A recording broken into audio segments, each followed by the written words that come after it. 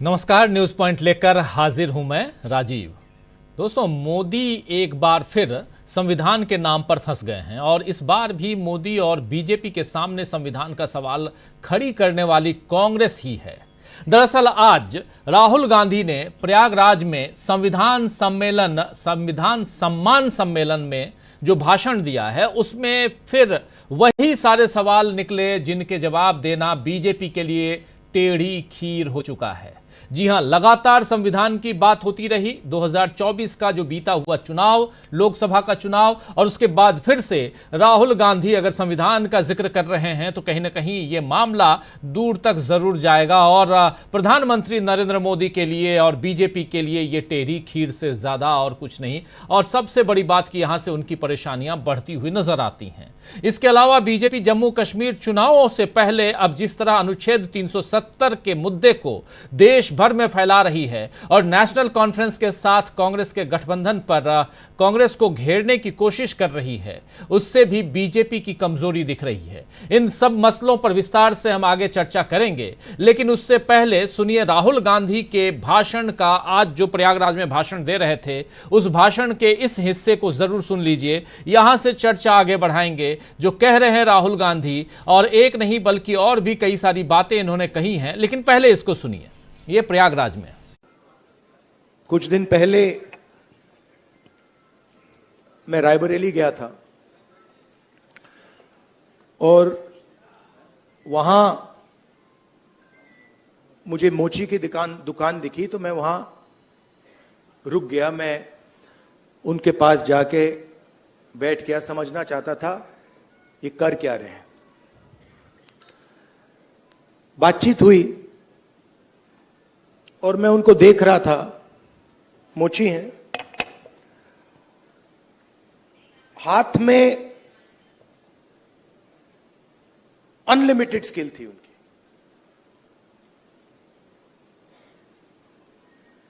मतलब 30-40 साल का एक्सपीरियंस था। मैंने वो जूता लिया, मैंने बनाने की कोशिश की, वो मतलब सवाल ही नहीं उठता। मतलब मुझे 1-2 साल लग जाएंगे मतलब शुरू करने में। बातचीत हुई, मैंने पूछा क्या हो रहा है, कैसे चल रहा है। उन्होंने कहा ये जो मेरा बेटा है ये पहले मेरे साथ काम करता था, अब नहीं करता है, ये भाग गया, चला गया। तो मैंने कहा राहुल जी, मेरी लाइफ में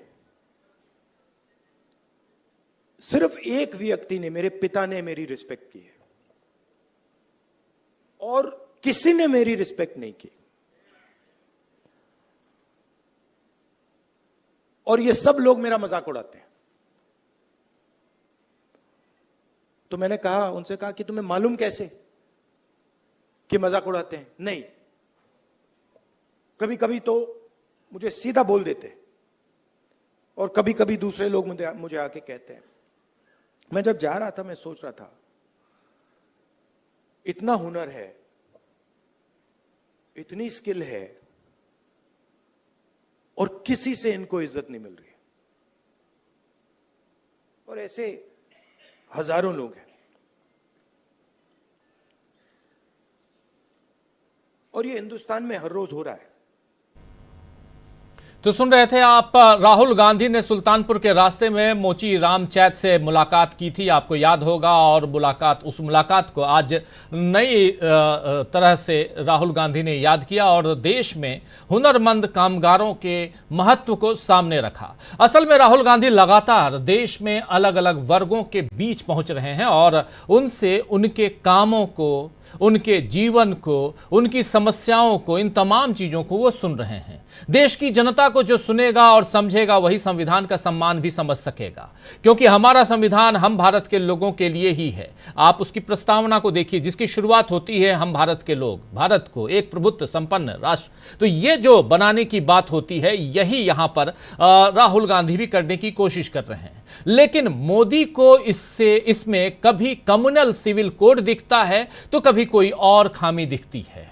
इसके बाद जनता के सामने मोदी संविधान हत्या विरोधी दिवस मनाने का ऐलान भी करते हैं। लेकिन बीजेपी की कथनी और करनी का सच लोकसभा चुनावों में जनता ने देख लिया था। आपको याद होगा, आप जानते हैं कि इन लोकसभा चुनावों में बीजेपी को इंडिया गठबंधन के सामने झुकने पर मजबूर होना पड़ा, क्योंकि कांग्रेस समेत सभी दलों ने जनता को यह समझा दिया था कि बीजेपी का इरादा सत्ता में आकर संविधान बदलने का है।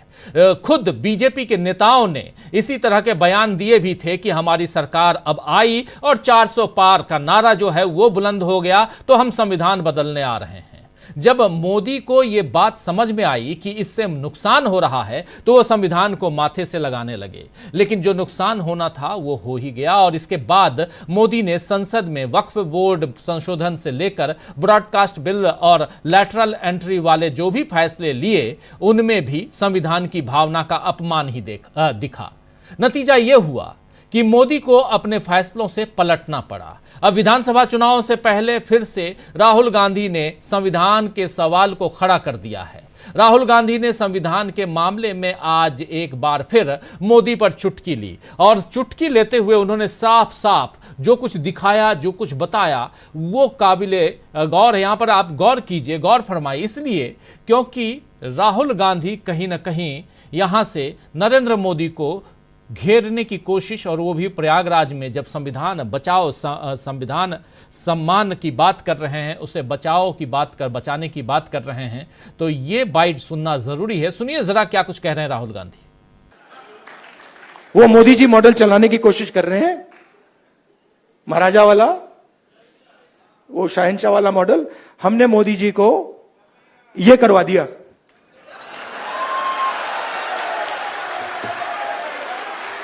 आप अपने आप को नॉन बायोलॉजिकल समझते हो। आप अपने आप को नॉन बायोलॉजिकल समझते हो। आप अपने आप को डायरेक्ट भगवान के साथ कनेक्शन समझते हो। Wrong number, wrong number. चुनाव के एकदम बाद ये मैंने कहा, देखो हिंदुस्तान के किसानों ने, मजदूरों ने सिर झुकवा के कॉन्स्टिट्यूशन से मत्था लगवा दिया। तो कॉन्स्टिट्यूशन से मत्था लगवा दिया ये कह रहे हैं, और साफ साफ यहां बताने की कोशिश राहुल गांधी की संविधान कितना मजबूत है।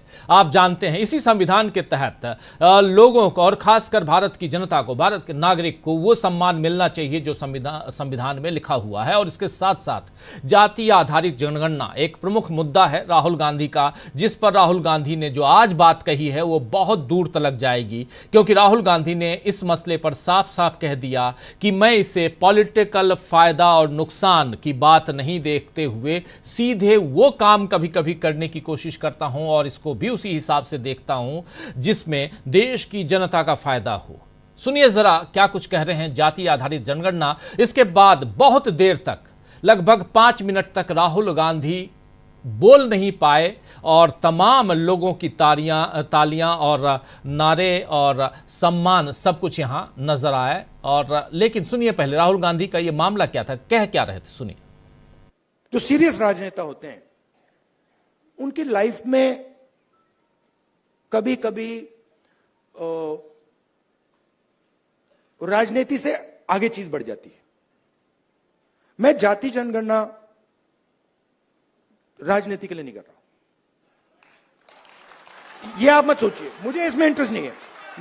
मैं पता है क्यों कर रहा हूं, क्योंकि मुझे, जब मैंने हजारों लोगों से बात की है, जब मैंने उस मोची भाई से बात की ना, और उसने मुझे बताया कि किसी ने मेरी इज्जत नहीं की लाइफ में, मैं इस बात को एक्सेप्ट नहीं कर सकता। मैं इस बात को एक्सेप्ट करने को तैयार नहीं हूं कि हिंदुस्तान में ऐसे लोग हैं जिनके पास हुनर है, एक्सपीरियंस है, समझ है, मगर रिस्पेक्ट नहीं। मैं इसको एक्सेप्ट नहीं कर सकता। बाकी लोग एक्सेप्ट कर ले, मुझे कोई फर्क नहीं पड़ता। तो मेरे लिए ये औजार है, जाति जनगणना हो, 50% रिजर्वेशन हो, मेरे लिए ये जो हिंदुस्तान के जो आत्मा है, 90% जिसको मैं कहता हूं, गरीब लोग हैं, किसान हैं, उनको इस देश में शामिल करने के औजार है। और मेरे लिए ये मिशन है, मेरे लिए ये, इसमें कोई मतलब, आप देखोगे आने वाले समय में पॉलिटिकल नुकसान भी होगा तब भी करूंगा,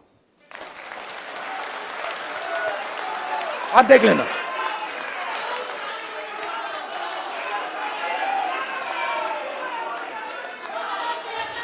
तो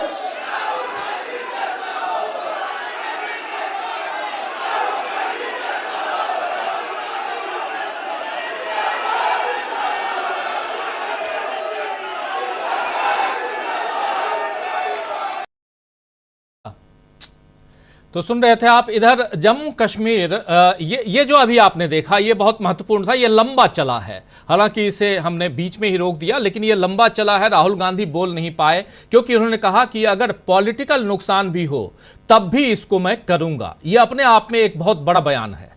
चलिए, इससे इधर उधर जम्मू कश्मीर चुनाव से पहले राहुल गांधी ने राज्य के दर्जे को वापस दिलाने वाला जो ऐलान कर दिया है वो भी बीजेपी को खटक रहा है। कल ही अमित शाह ने कांग्रेस और नेशनल कॉन्फ्रेंस गठजोड़ पर, यानी दोनों के बीच जो गठबंधन हुआ है ये अभी विधानसभा चुनाव के लिए, उस पर 10 सवाल कांग्रेस से पूछे।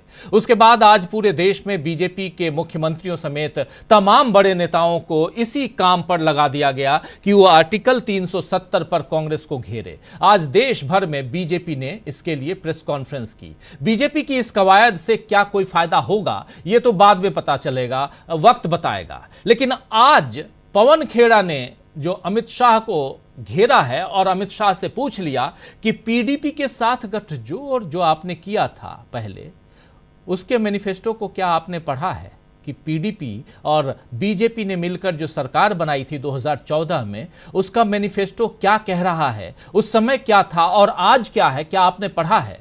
जरा पढ़ लीजिए। लेकिन उससे पहले सुनिए जरा पवन खेड़ा को। हम अमित शाह जी से ये जानना चाहते हैं कि जब पीडीपी से इन्होंने समझौता किया था, क्या पीडीपी का मैनिफेस्टो पढ़ा था?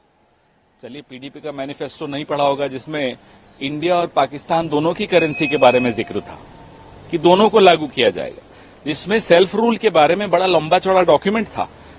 उसके बावजूद आपने उनसे समझौता करके सरकार बनाई। सरकार बनाने के बाद एक कॉमन मिनिमम प्रोग्राम बनाया। उसमें आपने क्या लिखा? आपने लिखा कि अटल जी की नीति पर चलते हुए हुर्रियत से भी बात करेंगे। क्यों लिखा था बताइए? ये अनाप शनाप बोलने की आदत एक बीमारी सी लग गई है भाजपा के नेताओं को। गृह मंत्री के पद पर बैठे हैं और इस तरह की हल्की बातें करते हैं। एक सर और सवाल है, जो यूक्रेन के राष्ट्रपति ने कहा है, पंडित नेहरू के टाइम से जो भारत की विदेश नीति रही है, क्या उसी नीति को देखते हुए या फिर प्रधानमंत्री मोदी ने जो कहा कि भारत जो है वो शांति चाहने वाला देश है, युद्ध की भूमि में कुछ निष्कर्ष नहीं तलाशा जा सकता, और यूक्रेन के राष्ट्रपति को भारत से काफी उम्मीद है? प्रधानमंत्री को विदेश में जाकर नेहरू जी के बारे में शिक्षा मिलती है, जानकर अच्छा लगता है हमें। बाहर जाकर गांधी जी के आगे झुकना पड़ता है, ये देखकर और अच्छा लगता है हमें। घर में गोडसे और बाहर गांधी, ये नीति प्रधानमंत्री की नीति है। और जो यूक्रेन के राष्ट्रपति ने कल भारत और रूस की ट्रेड पर टिप्पणी की, वो हमें लगता है कि भारत को इसका जवाब देना चाहिए। प्रधानमंत्री को एक तरह से उन्होंने कॉर्नर कर दिया, ये बोल के कि आपकी ट्रेड की वजह से रूस इतना दम भर रहा है। इसका क्या जवाब दिया प्रधानमंत्री ने, हम ये जानना चाहते हैं। उधर से जो कर्नाटक के मुख्यमंत्री को राज्यपाल के आदेश के बाद, तो सुन रहे थे आप। दरअसल बीजेपी की मुश्किल यह है दोस्तों कि वो कांग्रेस पर एक उंगली उठाए तो 3 उंगलियां उसी पर उठ जाती हैं। मामले कई हैं और उन मामलों में देखिए, जैसे अभी पवन खेड़ा जो बात कह रहे थे बहुत महत्वपूर्ण, चाहे वो नेहरू की बात करें, गांधी की बात करें या अन्य मुद्दों की बात करें, हर मुद्दों पर यही होता है, 3 उंगलियां बीजेपी की तरफ ही। जनता के असल मुद्दों से ध्यान भटकाकर फिर से भावनात्मक मुद्दों पर चुनाव लड़ने की तैयारी बीजेपी कर रही है। लेकिन क्या इसमें उसे सफलता मिल पाएगी या संविधान के मसले पर घिरकर बीजेपी हार का स्वाद चखेगी? बहुत सारी चीजें हैं आने वाले समय में जिसका जवाब हम ढूंढेंगे, आपके सामने आप तक पहुंचाएंगे, लाएंगे आप तक। लेकिन उससे पहले जो बातें इधर राहुल गांधी ने संविधान को लेकर कही हैं, उसी बात के तहत, संविधान के तहत ही अनुच्छेद 370 है। बाजी अनुच्छेद 370 के तहत ही लड़ने की कोशिश इस बार कर रही है बीजेपी। क्या वो बाजी मार पाएगी? ये चुनाव क्या अनुच्छेद 370 के इर्द गिर्द होगा, या राहुल गांधी ने जो संविधान पर अपनी बात रखी है और लगातार संविधान सम्मान के लिए आगे बढ़ रहे हैं राहुल गांधी, वो उस मसले पर बीजेपी फिर से घिर जाएगी? संविधान पर कैसे फंसती जा रही है बीजेपी, आइए उसी की चर्चा हम करते हैं इस पूरे एपिसोड में। और हमारे साथ कुछ वरिष्ठ साथी जुड़े हुए हैं, उन सबसे पहले आपका परिचय करवाता हूं और आगे बढ़ते हैं। देखिए, इस वक्त हमारे साथ 4 वरिष्ठ साथी जुड़े हुए हैं। राहुल लाल जी हैं, अमलेंदु उपाध्याय जी हैं, प्रशांत टंडन जी हैं और हेमंत कुमार जी हैं। आप सभी का स्वागत है, इस्तकबाल है। स्वागत इस्तकबाल आप तमाम दोस्त साथी शुभचिंतक आप सबका जो अब तक जुड़ चुके हैं, जो जुड़ने वाले हैं इस कार्यक्रम में। सीधे आना चाहता हूं हेमंत कुमार जी आपके पास। हेमंत जी, कैसे देखा जाए राहुल गांधी के भाषण को? आप सुन रहे थे, तीन भाषण, एक भाषण लेकिन उसके 3 हिस्सों को हमने सुनाया। मोची रामचैत से उनकी मुलाकात होती है, वो भी, उस पर भी उन्होंने अपनी बात कही। बात उन्होंने संविधान को लेकर और प्रधानमंत्री नरेंद्र मोदी इस मसले पर कितने झुक जाते हैं वो भी आपने देख लिया। और ये भी देख लिया कि कैसे राहुल गांधी कह रहे हैं कि जाति आधारित जनगणना की जहां तक बात है उसे मैं पॉलिटिकल फायदा नुकसान से इतर देखता हूं, और उसके लिए अगर पॉलिटिकली मुझे नुकसान भी हो तब भी मैं उस बात पर अडिग हूं, आगे बढ़ाऊंगा। कैसे देखा जाए, यहां पर राहुल गांधी अडिग हैं, दूसरी तरफ बीजेपी है, उसकी रीति नीति और पॉलिटिकल लाभ और हानि सब कुछ सामने हमको दिखाई देता है। इस पर आपकी प्रतिक्रिया?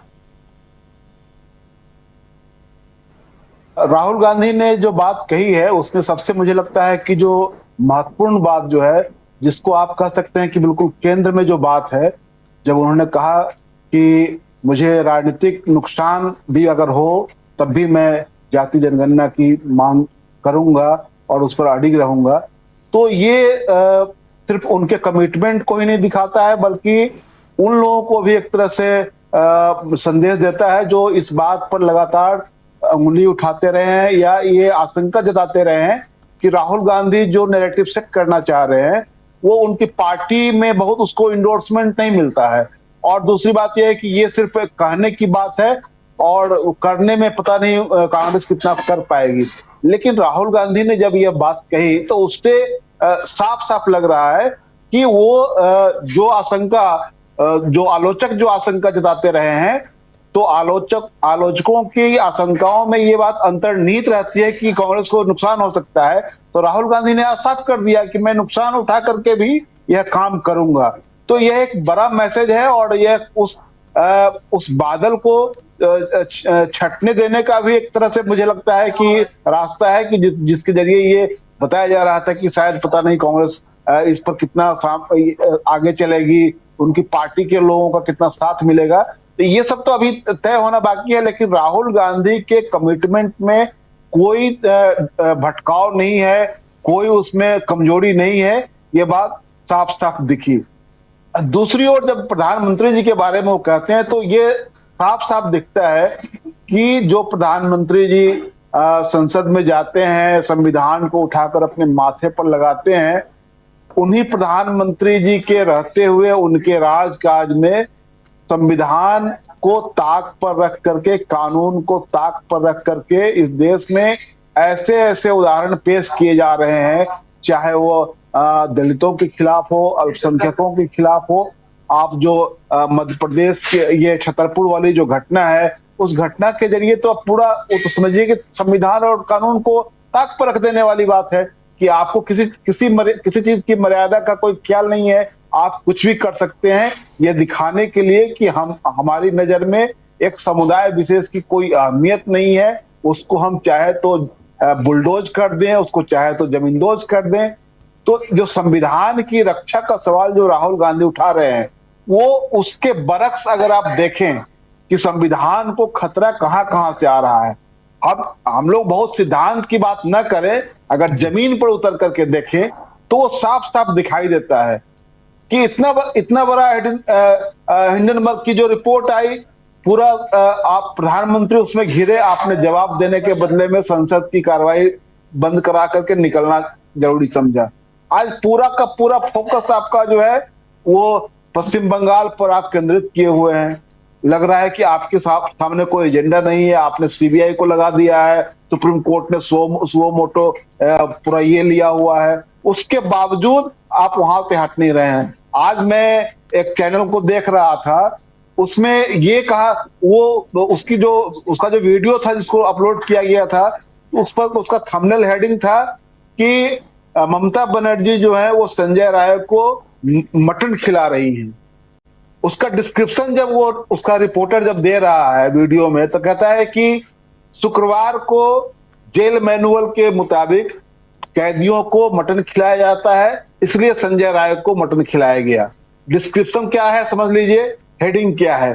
तो नफरत फैलाने के लिए, सरकार का एजेंडा फैलाने के लिए जो चौथा स्तंभ है, जो जिसके बारे में कहा जाता है कि जो डेमोक्रेसी को सेव करेगा, वो कहां खड़ा है। वो लगता है इस देश की जनता के खिलाफ सरकार के साथ मिलकर के युद्ध छेड़े हुए हैं।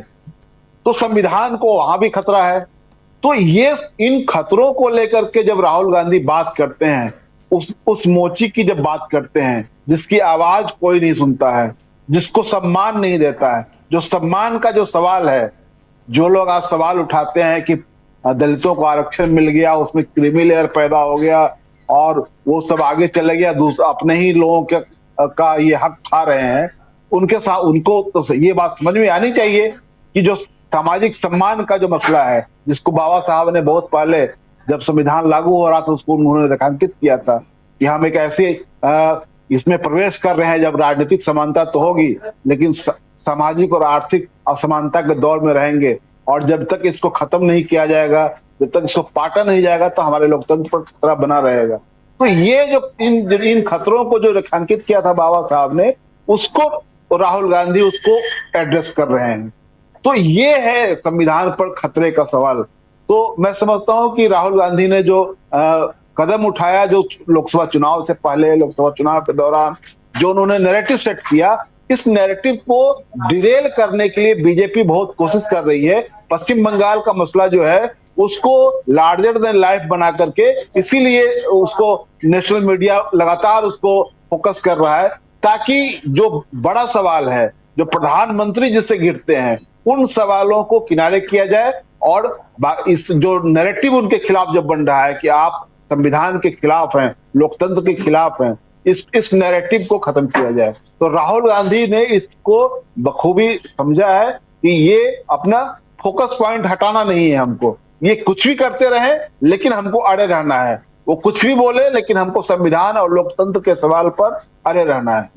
जी बिल्कुल, कुछ भी बोले लेकिन संविधान और लोकतंत्र के सवाल पर अड़े रहना है, खड़े रहना है। यहाँ एक महत्वपूर्ण बात यही है कि राहुल गांधी लगातार कह रहे हैं कि संविधान के मसले पर हम अडिग हैं और इस मसले को आगे बढ़ाते रहेंगे। संविधान की रक्षा के लिए देश भर में घूम घूम कर लोगों को जागृत करते रहेंगे। आज जब भाषण दे रहे थे प्रयागराज में, इलाहाबाद में राहुल गांधी, तो उस भाषण से बहुत सारी चीजें निकल के आई हैं, बहुत महत्वपूर्ण बातें निकल के आई हैं। लेकिन दूसरी तरफ आज बीजेपी देश भर में प्रेस कॉन्फ्रेंस कर रही थी और वो भी मामला क्या था, तो जम्मू कश्मीर में अनुच्छेद यानी आर्टिकल 370 की बहाली की बात। हालांकि ये आप सब अच्छी तरह से जानते हैं कि संविधान में 370 अभी भी बरकरार है, उसकी कुछ अलग अलग जो धाराएं हैं उसकी कह सकते हैं, उसको हटाया गया है जम्मू कश्मीर के हिसाब से, उस लिहाज से। लेकिन यहाँ 370 की बहाली और कश्मीर के हिसाब से करना है कि नहीं करना है, इसको लेकर आज अगर, और इसमें कांग्रेस पार्टी और एनसी यानी नेशनल कॉन्फ्रेंस के बीच में गठबंधन होता है, उस गठबंधन से आखिर क्यों परेशान है बीजेपी, और क्या वहां भी मामला संविधान पे ही आके अटक जाता है या मामला सिर्फ और सिर्फ राजनीतिक है? जरा समझने की कोशिश करते हैं। प्रशांत टंडन जी, कैसे देखा जाए कश्मीर से लेकर प्रयागराज तक अगर देखते हैं तो? पहली बात तो राजीव जी, मैं जानना चाहता हूं कि मैं ढूंढ रहा था, मुझे इंफॉर्मेशन नहीं मिल पाई कि बीजेपी की प्रेस कॉन्फ्रेंस क्या श्रीनगर में भी हुई है, जम्मू कश्मीर में भी हुई है? उन्होंने कहा कि देश भर में प्रेस कॉन्फ्रेंस करेंगे, तो बीजेपी के देश में कश्मीर अभी है कि नहीं है, ये जानकारी नहीं मिल पा रही है कि श्रीनगर में प्रेस कॉन्फ्रेंस की है कि नहीं, पहली बात। दूसरी जो आज बात देखिए, जो राजनीतिक विमर्श है, जो आपका सब्जेक्ट है, अब वो संविधान के इर्द गिर्द घूम रहा है और बीजेपी उसको क्राइसिस मैनेज करना चाहती है। 3-4 बड़ी घटनाएं हो गई हैं। लेटरल एंट्री के प्रस्ताव को वापस लेना पड़ा, जिसमें कि आरक्षण को खत्म करने की बात थी। उसके बाद सुप्रीम कोर्ट का जजमेंट आता है SC/ST क्रीमी लेयर का। कास्ट सेंसस का बात है। कास्ट सेंसस के मामले पर एक कार्टून के जरिए ही सही, लेकिन बीजेपी आधिकारिक रूप से उसको खारिज कर चुकी है। जी। पहली बार पिछले कुछ दिनों में उन्होंने कार्टून स्ट्रिप के जरिए अपने आधिकारिक हैंडल से कास्ट सेंसस को नकार दिया। तो ये कुछ ऐसी बातें हैं कि जो बीजेपी को अभी क्राइसिस मैनेज बीजेपी नहीं कर पा रही। और इस बीच 21 तारीख को, यही अभी 2-3 दिन पहले की बात है, कि एक अभूतपूर्व और ऐतिहासिक भारत बंद हुआ। पूरे देश में, चाहे वो बिहार हो, झारखंड हो, मध्य प्रदेश हो, राजस्थान हो, उत्तर प्रदेश हो, दिल्ली हो, महाराष्ट्र हो, सब जगह से लोग आरक्षण के समर्थन में, सुप्रीम कोर्ट के फैसले के खिलाफ, कास्ट सेंसस के समर्थन में पूरे देश में लोग निकल कर आए नीले झंडे लिए हुए। ये बीजेपी के लिए अलार्मिंग है कि एक जो बहुजन राजनीति है, जो सामाजिक न्याय की राजनीति है, उसका बहुत विस्तार हो चुका है और बीजेपी उसके खिलाफ खड़ी हुई दिखाई देती है। आरएसएस का पूरा एक जो स्वरूप है और जो पूरी आरएसएस की राजनीति है, वो आरक्षण विरोधी है। वो मनुवाद की समर्थक रहे हैं। वो संविधान के भी विरोध उन्होंने किया था, संविधान सभा के दौरान भी, और आरक्षण के हमेशा से विरोधी रहे। बड़े बड़े लेख उनके अखबारों में आते हैं, उनके मैगजीन्स में आते हैं। तो ये सबसे बड़ी जो बीजेपी जहाँ पे क्राइसिस मैनेज करने की कोशिश कर रही है कि किसी तरीके से, और वो पूरा हिंदू मुस्लिम एजेंडा भी इसी सामाजिक न्याय के नैरेटिव को पंक्चर करने के लिए किया जाता है कि ये सवाल न उठे सामाजिक न्याय के, जनता हिंदू मुसलमान में फंसी रहे। राहुल गांधी ने इस नैरेटिव को तोड़ दिया और इस लोकसभा के चुनाव में दिखाई दे गया जी। कि सामाजिक न्याय का मुद्दा पूरे देश में प्रखर तौर पर आ गया। संविधान का मतलब है, संविधान बचाने की आवश्यकता किसको है? जिसको सामाजिक सत्ता ऐतिहासिक रूप से प्राप्त है, उसको आवश्यकता नहीं है। जो वंचित समाज है वो अपने आप को संविधान में संरक्षित मानता है, उसके लिए संविधान आवश्यक है। तो राहुल गांधी के इर्द गिर्द एक नई तरीके की राजनीति जन्म ले रही है और ले चुकी है, जो सामाजिक न्याय की राजनीति है। और इस वक्त अगर आप देखिए कि राष्ट्रीय स्तर पर सामाजिक न्याय की बात करने वाले सबसे बड़े नेता राहुल गांधी हैं। राष्ट्रीय स्तर पर पहली पार्टी है जिसने जातिवाद जनगणना का समर्थन कर दिया। ये एक बड़ा कदम था, कांग्रेस पार्टी के लिए बड़ा कदम था, लेकिन जरूरी था। राहुल गांधी ने उस समय को पहचाना कि अब समय आ गया है कि आप सामाजिक न्याय को दरकिनार नहीं कर सकते। और बीजेपी की ये बड़ी क्राइसिस है।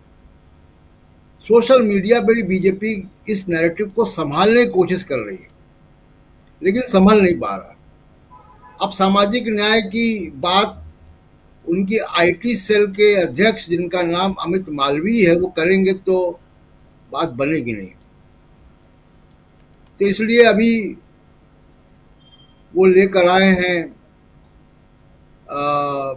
इंफॉर्मेशन ब्रॉडकास्टिंग मिनिस्ट्री में एक सलाहकार के पद पर, जो पत्रकार थे और सोशल मीडिया इन्फ्लुएंसर, और वो काफ़ी समय से मनुवाद के खिलाफ लिखते बोलते रहे हैं। उनको लेकर आए कि ये डैमेज कंट्रोल वहाँ से होगा, लेकिन उनको भी क्या है कि अभी उनको अपना क्राइसिस मैनेज करना, क्योंकि वो इतना बोल लिख चुके हैं कि उसको मिटाने में काफ़ी वक्त लगेगा। तो बीजेपी चारों तरफ से इस सामाजिक न्याय के मुद्दे पर फंसी हुई दिखाई देती है। दूसरा एक बहुत बड़ा मुद्दा है जो बीजेपी जिससे परेशान है, वो है कि ये पूरा जो सामाजिक न्याय का विमर्श है, ये इनकी सोशल इंजीनियरिंग को भी पंक्चर करता है। और कभी भी जिस भी जाति समूह की अपनी पॉलिटिकल लीडरशिप पैदा होगी, ये उसके खिलाफ ध्रुवीकरण करना शुरू कर देते हैं जी।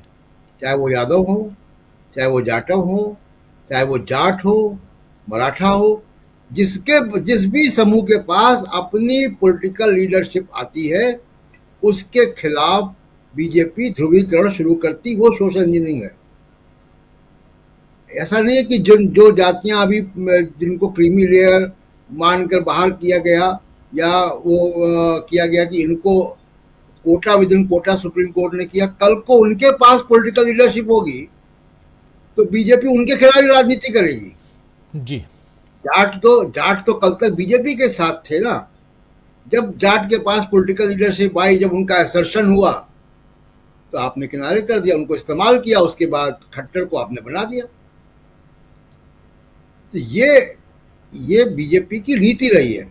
और इस पूरे सामाजिक न्याय विमर्श में बीजेपी के पास अभी कोई सलूशन नजर नहीं आ रहा, क्योंकि इनका जो पारंपरिक और ऐतिहासिक जो इनके ऊपर जो विचारधारा का बोझ है वो मनुवादी है, वो आरएसएस है।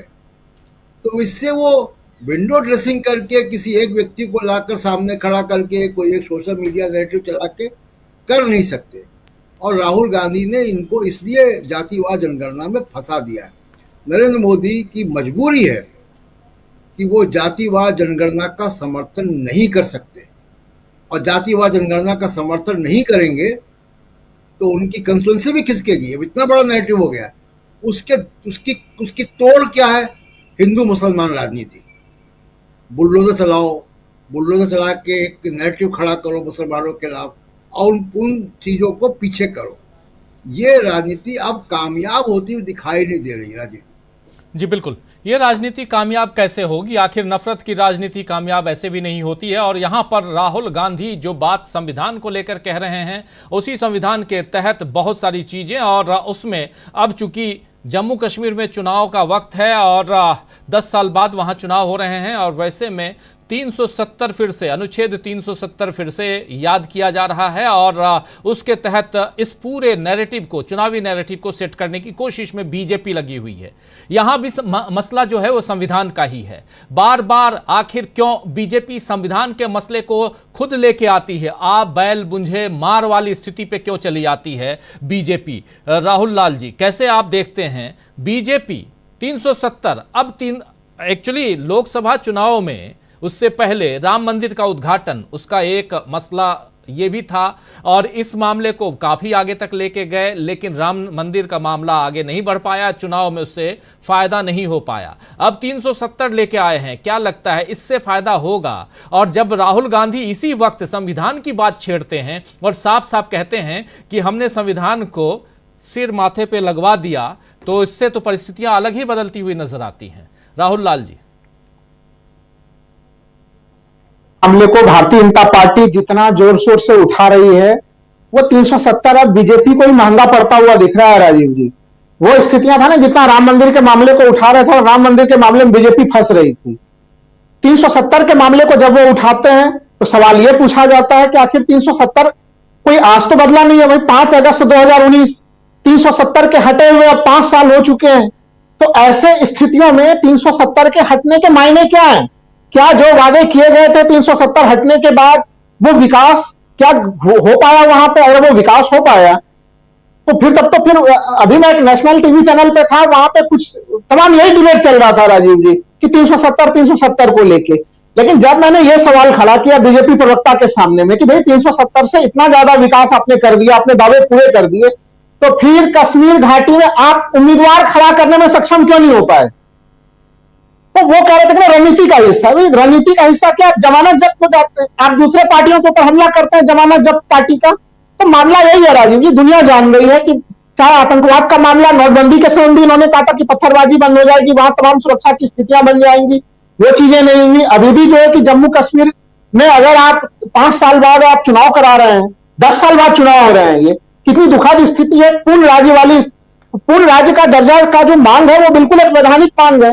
और राहुल गांधी बहुत मजबूती से ये चीज कह रहे हैं कि पहली बार भारत में ऐसा हुआ है कि भाई एक पूर्ण राज्य वाले विशिष्ट राज्य को आप तोड़ते हैं और उसको 2 यूनियन टेरिटरी में बदल देते हैं।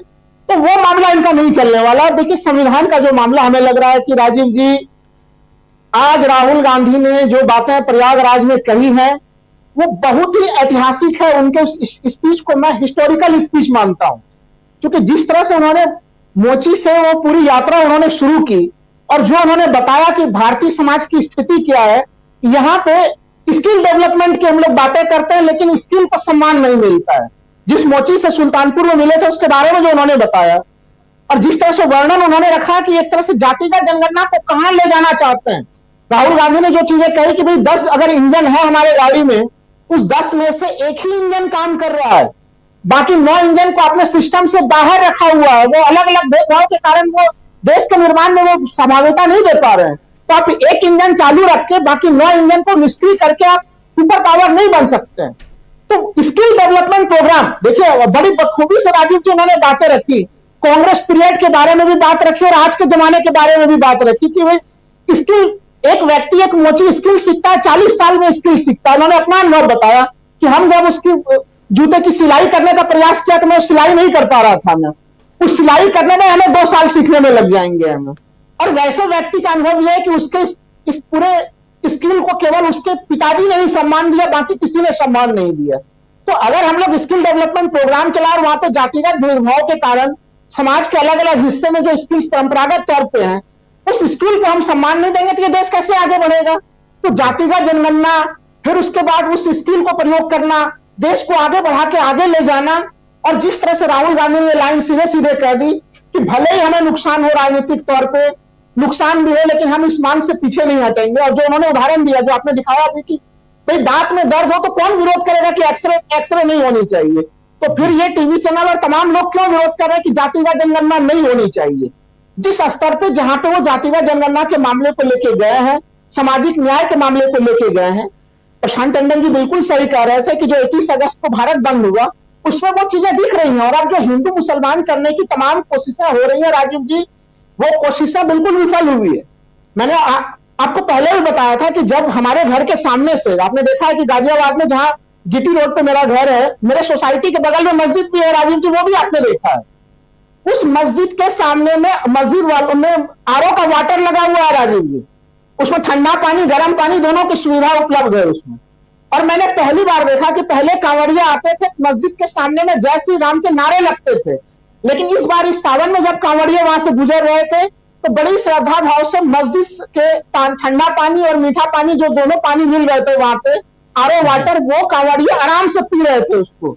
तो आप सोच के देखिए कि ये हिंदू मुस्लिम की खाई जो बहुत ज्यादा बांटी गई थी, राहुल गांधी के प्रयासों के बाद उसमें माहौल काफी जबरदस्त तेजी से बदल गया है। तो बीजेपी के सारे दाव पेच फेल हो रहे हैं। लोग सवाल खड़े कर रहे हैं कि आप अचानक से बुलडोजर लेके जाते हैं, और तो फिर ऐसे स्थिति में हमारे जुडिशरी की क्या जरूरत बची हुई, न्याय और संवैधानिक व्यवस्थाएं कहां है हमारी।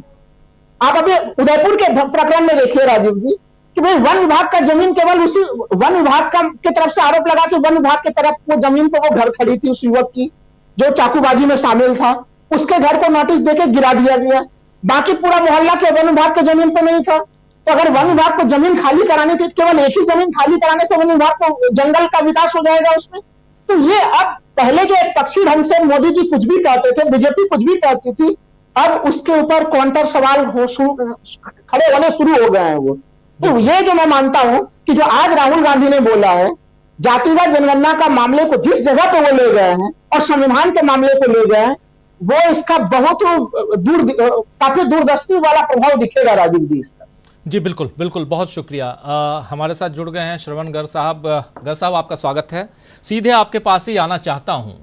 राहुल गांधी संविधान पे आज फिर बात कर रहे थे प्रयागराज में, और ये सीरीज है, अलग अलग शहरों में राहुल गांधी इस सीरीज में जाके भाषण देते हैं। इससे पहले चंडीगढ़ में उन्होंने भाषण दिया था, उन्होंने दिल्ली से इसकी शुरुआत की थी, और उसके बाद लखनऊ में भी, और आज प्रयागराज में भी। ये चौथा भाषण उनका। संविधान का मसला हम लोग देख रहे हैं कि लोकसभा चुनाव के समय भी काफ़ी आगे आया था, और उसके कारण कहीं ना कहीं बैकफुट पर नजर आई थी मोदी सरकार। उस बीजेपी कह लें उस समय चुनाव का वक्त था और अभी भी वो दिखाई देता है। दूसरी तरफ हम देख रहे हैं जम्मू कश्मीर का चुनाव बहुत महत्वपूर्ण चुनाव है। हरियाणा का चुनाव ठीक है, हरियाणा एक पूर्ण राज्य है और वहाँ के चुनाव और उस पर कवरेज उसकी बातें हम करते रहे हैं, लेकिन जम्मू कश्मीर का चुनाव चूंकि 10 साल बाद वहाँ पे चुनाव हो रहे हैं और उस कंडीशन में जबकि पूर्ण राज्य का दर्जा छीन लिया गया है और फिर से अब वहाँ चुनाव हो रहे हैं, ऐसे में 370 का जिक्र भी खूब हो रहा है। तो उधर संविधान के ही एक अनुच्छेद 370 की बात और इधर पूरे संविधान की बात, और इस मसले पे दोनों अलग अलग पक्ष देख लें तो सत्ता पक्ष भी और विपक्ष भी दोनों एक जगह कहीं नजर आते हैं तो वो संविधान है। और यहां कितना घेरते हुए राहुल गांधी नजर आते हैं संविधान के मसले पे और कितना घिरती हुई यहां बीजेपी नजर आती है, या बीजेपी 370 के मामले पर क्या इस वक्त विपक्ष को खासकर कांग्रेस को और एनसी को घेर चुकी है। कैसे देखा जाए पिछले 2-3 दिनों में जो घटनाक्रम है और आज राहुल गांधी का भाषण? देखिए, मैं 2-3 चीजें कहना चाहता हूं जो शायद कॉन्ट्राडिक्टरी भी लगे हैं और शायद पसंद भी नहीं आए। एक तो ये कि 370 का मामला अब उठाने से थोड़ा सा एलिनिएशन बढ़ेगा। जो एक बहुत बड़ी संख्या में लोग जुड़े हैं कांग्रेस से और राहुल गांधी से जम्मू कश्मीर के बाहर, मतलब बीजेपी का जो वोट बैंक है जिसमें क्रैक पड़े हैं, वो जो जुड़ा है तबका, वो थोड़ा सा एलिनिएट हो सकता है, क्योंकि ये जो 370 का मामला है ये थोड़ा सा संवेदनशील मुद्दा है। दूसरा मुद्दा जो आपने उठाया वो उसमें भी मेरा एक थोड़ा सा रिजर्वेशन है। वो ये कि सुप्रीम कोर्ट ने हाल में एक फैसला दिया कि जो आरक्षण का जो फायदा है एससी एसटी कम्युनिटीज को, वो नीचे तक नहीं पहुंच रहा है, सबसे नीचे के तबके तक। तो सुप्रीम कोर्ट ने कहा कि वो जो आरक्षण का कोटा है उसका सब क्लासिफिकेशन होना चाहिए और उसमें सब क्लासिफिकेशन में भी राज्य अपने हिसाब से करें और डाटा तैयार करें उसका। और जो महत्वपूर्ण बात यह है कि उसमें जो क्रीमी लेयर है उसको आरक्षण का लाभ नहीं मिलना चाहिए। ये सुप्रीम कोर्ट का फैसला है जो मेरी नज़र में बड़ा क्रांतिकारी फैसला है, क्योंकि क्रीमी लेयर का मामला ओबीसी को नहीं मिलता है क्रीमी लेयर का लाभ। हम चूंकि कांग्रेस की बात कर रहे हैं, आपके सवाल में कांग्रेस है इसलिए मैं कांग्रेस की बात कर रहा हूं। कांग्रेस ने इसमें जो स्टैंड लिया है वो एम्बिगुअस स्टैंड है, मतलब कोई स्टैंड ही नहीं लिया। उन्होंने कहा है कि हम अभी बात करेंगे वगैरह वगैरह। रेवंत रेड्डी ने समर्थन किया सुप्रीम कोर्ट का। कर्नाटक में इन्होंने जो है चीफ मिनिस्टर ने सपोर्ट किया है इसका, मतलब दक्षिण भारत में इसका सपोर्ट है।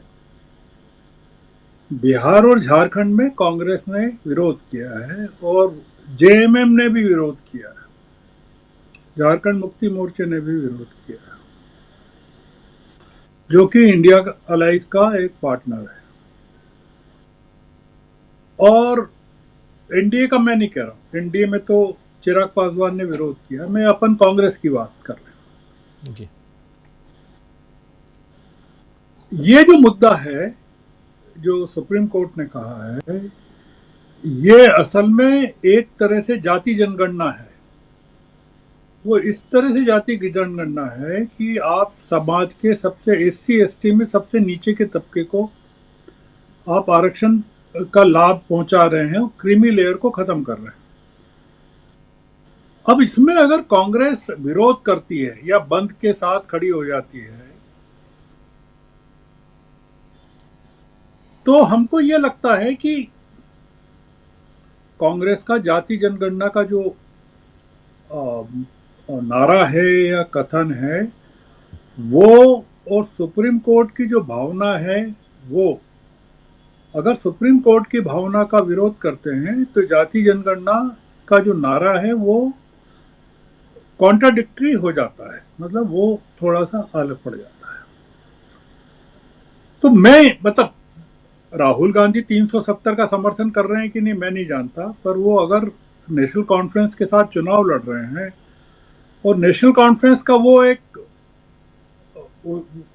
नारा है कि भाई अगर उनका झंडा होना चाहिए या उन 370 के लिए वो लड़ रहे हैं, तो उस मामले में तो पीडीपी का भी स्टैंड वही रहा है। और भारतीय जनता पार्टी ने जम्मू कश्मीर में पीडीपी के साथ सरकार बनाई है जी, और फारूक अब्दुल्ला और ओमर अब्दुल्ला एनडीए गवर्नमेंट में पार्टनर रहे हैं, मतलब मंत्री रहे हैं।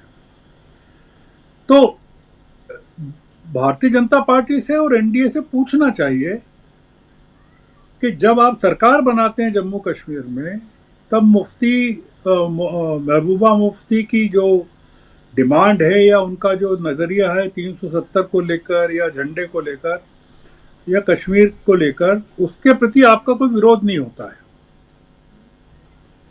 पर अगर फारूक अब्दुल्ला कांग्रेस के साथ मिल जाते हैं तो आपको लगता है कि वो देश विरोधी काम कर रहे हैं। तो भारतीय जनता पार्टी का जो स्टैंड है इस मामले में वो पूरा का पूरा पाखंड है, मतलब उसमें कोई लॉजिक नहीं है, मतलब वो बरगलाने की कोशिश है पूरी की पूरी। और ऐसा कई जगह हुआ है, मतलब उत्तर पूर्व में चले जाएं जहां भाजपा समर्थन कर रही है, कई कोलिशन में है कई जगह, वहां वो उन लोगों के साथ वहां की चीजों को लेकर समर्थन कर रही है, वहां के घोषणा पत्रों पर समर्थन कर रही है। तो इसलिए आपका जो सवाल है, मतलब जो मैं समझ पाया हूं कि कांग्रेस एक जो राजनीति कर रही है वो बेसिकली जिस राजनीति को वो बढ़ा रही है वो संविधान के प्रोटेक्शन की राजनीति है, इसमें कोई शक नहीं है। पर इसमें जो मैं थोड़ा सा विचलित हुआ हूं वो इस बात से हूं, हालांकि कांग्रेस ने विरोध नहीं किया है। अब इसमें एक चीज जो देखना है, मैं आखिरी बात कह रहा हूं जी, कि जो पिछड़ी जातियां हैं, या मायावती है या चिराग पासवान है या तमाम लोग झारखंड मुक्ति मोर्चा हैं, ये तमाम लोग मांग कर रहे हैं कि संसद के विंटर सेशन में सुप्रीम कोर्ट ने जो रूलिंग दी है उसको अंडू करने के लिए विधेयक लाया जाए, और उन्होंने धमकी दी है। जो चंद्रा बाबू हैं वो सुप्रीम कोर्ट के फैसले के साथ हैं और तेलंगाना में भी फैसले के साथ है और सिद्धारमैया भी फैसले के साथ। अब उसमें हमको ये देखना पड़ेगा कि अगर सरकार झुक जाती है अपने अलाइज के सामने, चिराग पासवान खासकर, और जेडीयू के सामने, जेडीयू इसलिए नहीं मांग कर सकता कि खुद ने जाति जनगणना की बात की है जेडीयू ने, ये इन लोगों की नेतागिरी खतरे में पड़ने वाली है। जो क्रीमी लेयर हैं एससी एसटी में और जो नेतागिरी कर रहे हैं, पूरा आंदोलन चला रहे हैं, प्लम पोस्ट जो लेकर बैठे हुए हैं, कांग्रेस ऐसे मौके पर जब विंटर सेशन में ये मामला उठता है जोर शोर से, तब कांग्रेस का नजरिया क्या रहता है, क्योंकि ये पूरा का पूरा मामला संविधान से जुड़ा हुआ है और वो कह रहा है सुप्रीम कोर्ट कि ये जो सब क्लासिफिकेशन है इससे संविधान के आर्टिकल 14 की जो इक्विटी बिफोर लॉ का की जो भावना है उसका कहीं से वायोलेशन नहीं होता, बल्कि वो परमिट करता है इस चीज को। तो ये जो थोड़ा सा आपके सवाल में मैं जिस तरह से जवाब दे रहा हूं, हो सकता है कि आप थोड़ा सा कन्विंसिंग माने कि नहीं माने, पर मैं उसको अलग तरीके से पेश कर रहा हूं। आपका कोई सवाल हो तो आप जरूर पूछिए। नहीं नहीं, बिल्कुल आप जो कह रहे हैं बिल्कुल मानना नहीं मानना की बात नहीं है, आपके विचार हैं और बहुत महत्वपूर्ण हैं गर्ग साहब। और यहाँ मैं जो सवाल कर रहा था वो ये कि एक बार फिर चुनाव का वक्त है, संविधान सामने है, चाहे वो 370 का मामला हो या राहुल गांधी आज जो जाति आधारित जनगणना और संविधान सम्मान की जो बात कर रहे हैं वो कर रहे हैं। और इसी में चूंकि 370 के मसले पे आज बीजेपी पूरे देश भर में प्रेस कॉन्फ्रेंस कर रही थी। हालांकि ये बात बिल्कुल सही, अभी प्रशांत टंडन जी ने ये सवाल पूछा भी था और मेरे पास भी अभी तक खबर नहीं है कि क्या बीजेपी ने जम्मू कश्मीर में, श्रीनगर में खासकर इसी मसले पर प्रेस कॉन्फ्रेंस की है या नहीं की है। खासकर श्रीनगर में, हो सकता है जम्मू में की हो, लेकिन श्रीनगर में, और जहां 370 ज़्यादा वहाँ ये मामला जो है वो गंभीर है, गंभीरता के साथ एनसी और पीडीपी दोनों इस मसले को लेते हैं। इसलिए मैं कह रहा था कि जब एक साथ ये दोनों चीज़ें आ रही हैं तो क्या फिर से जो आने वाले चुनाव हैं, न सिर्फ जम्मू कश्मीर का चुनाव, हरियाणा का चुनाव, महाराष्ट्र का चुनाव, झारखंड का चुनाव और दिल्ली के ऐसे कई सारे चुनाव जो होंगे, उसमें फिर से क्या संविधान को हम आगे देखेंगे? क्या वो मामला फिर से यहाँ पर पनप के आगे आ रहा है? ये था मेरा कहने का। वो ठीक कह रहे हैं आप। वो बीजेपी उसको बड़ा मुद्दा बनाएगी पोलराइजेशन का, कांग्रेस के खिलाफ। जो मैं देख रहा हूं, मैं समझ रहा हूं कि दोनों चीजों को मुद्दा बनाएगी, कॉन्स्टिट्यूशन को भी बनाएगी और 370 को भी बनाएगी। कि ये देखिए, हमने एक काम किया 370 को हटाने का, और जो कांग्रेस है उसको 370 को वापस लाना चाहती है। वो एक, मैंने शुरू में कहा कि ये सेंसिटिव मुद्दा है और इसको बीजेपी पोलराइजेशन के लिए इस्तेमाल करेगी कि ये जो, और मैं अभी इस बात पर पूरी तरह से कन्विंस नहीं हूं कि बीजेपी घाटी में अपने उम्मीदवार खड़े करेगी कि नहीं। विधानसभा के लिए कितने खड़े करती है, मतलब क्योंकि जम्मू का तो समझ में आता है, पर घाटी में आपने देखा कि पार्लियामेंट को लेकर जो बीजेपी ने किया, या लद्दाख में तो कैंडिडेट खड़ा नहीं किया। तो बीजेपी इसका फायदा जम्मू में लेना चाहती है, पूरा का पूरा। जो सीटें डिलिमिटेशन के बाद बढ़ा दी हैं उन्होंने वहां, और तमाम जो चीजें की है, और जो नामजद जो प्रतिनिधियों की संख्या बढ़ाई है, बीजेपी का गेम प्लान इस पूरे के पूरे मामले को पोलराइज करने का या चुनावी मुद्दा बनाने का है। वो सफल होगी कि नहीं, मैं उसमें, मुझे लगता नहीं है वो। हालांकि महाराष्ट्र में उसका फायदा लेना चाहेगी क्योंकि वहां हिंदुत्व का मामला एक अलग किस्म का है। हरियाणा में उसको फायदा नहीं मिलेगा, ये मेरा मानना। बिल्कुल बिल्कुल, आप सही कह रहे हैं। तो एक बार फिर से 370 को, जो बीजेपी के दो प्रमुख मुद्दे थे उसमें से एक राम मंदिर और दूसरा 370। राम मंदिर लोकसभा के समय वो फायदा नहीं दिला पाया, लेकिन क्या 370 वो फायदा दिला पाएगा अब आने वाले चुनावों में, जबकि इस मुद्दे को गरमाने की कोशिश कर रही है बीजेपी। ये एक प्रमुख रूप से था। गर्ग साहब, दोबारा आता हूं आपके पास। अमलेंदु जी, जरा आप तक पहुंचूं इस सवाल के साथ। क्या आपको लगता है कि 370 का मामला गरमा कर बीजेपी को उससे फायदा मिल सकता है? राजीव जी, अब फायदा बीजेपी को मिल सकता है या नहीं मिल सकता है, ये तो बीजेपी वाले तय करेंगे। उन्हें कश्मीर में चुनाव लड़ना है कि नहीं लड़ना है, या पूरे देश भर में लड़ना है। लेकिन हरियाणा में उन्होंने चुनाव में अपनी हार स्वीकार कर ली है पहले ही, ये तो साफ समझ में आ रहा है। क्योंकि जो उनके प्रदेश अध्यक्ष पंडित मोहन लाल पड़ोरी, उन्होंने चुनाव आयोग को चिट्ठी लिखी है और चिट्ठी लिख करके मांग की है कि जो 1 तारीख को चुनाव होना है उसको आगे बढ़ा दिया जाए, क्योंकि उन शनिवार है और 30 की कोई छुट्टी और पहली की कोई छुट्टी है, तो इसलिए वो मतलब लंबी चौड़ी उन्होंने चिट्ठी लिखवा दी है। तो राजीव जी, अगर भाजपा पार्टी को 370 पे इतना ही भरोसा था तो 1 अक्टूबर को हरियाणा में चुनाव कराने में दिक्कत क्या है? फिर क्यों चिट्ठी लिखी जा रही है कि ये चिट्ठी थोड़ा आगे बढ़ा दो? यानी भारतीय जनता पार्टी को इस 370 पे भी भरोसा नहीं है, क्योंकि राम मंदिर की मूर्तियों पर तो टैक्स लगा रही है, जीएसटी लगा रही है। तो राम मंदिर की जिस तरीके से खुली हम लोगों ने खबर दी, राम मंदिर में जो मूर्तियां हैं उन पे जीएसटी लगाया गया है 18%। तो इनकी सारी चीजें सामने आ रही है। तो ये राजीव जी लोगों को अच्छे तरीके से समझ में आ रहा है कि चाहे वो 370 का मामला हो या कोई भी मामला हो, ये सिर्फ सांप्रदायिक ध्रुवीकरण ही कर सकती है, इसके अलावा इनके पास कोई और चारा नहीं है।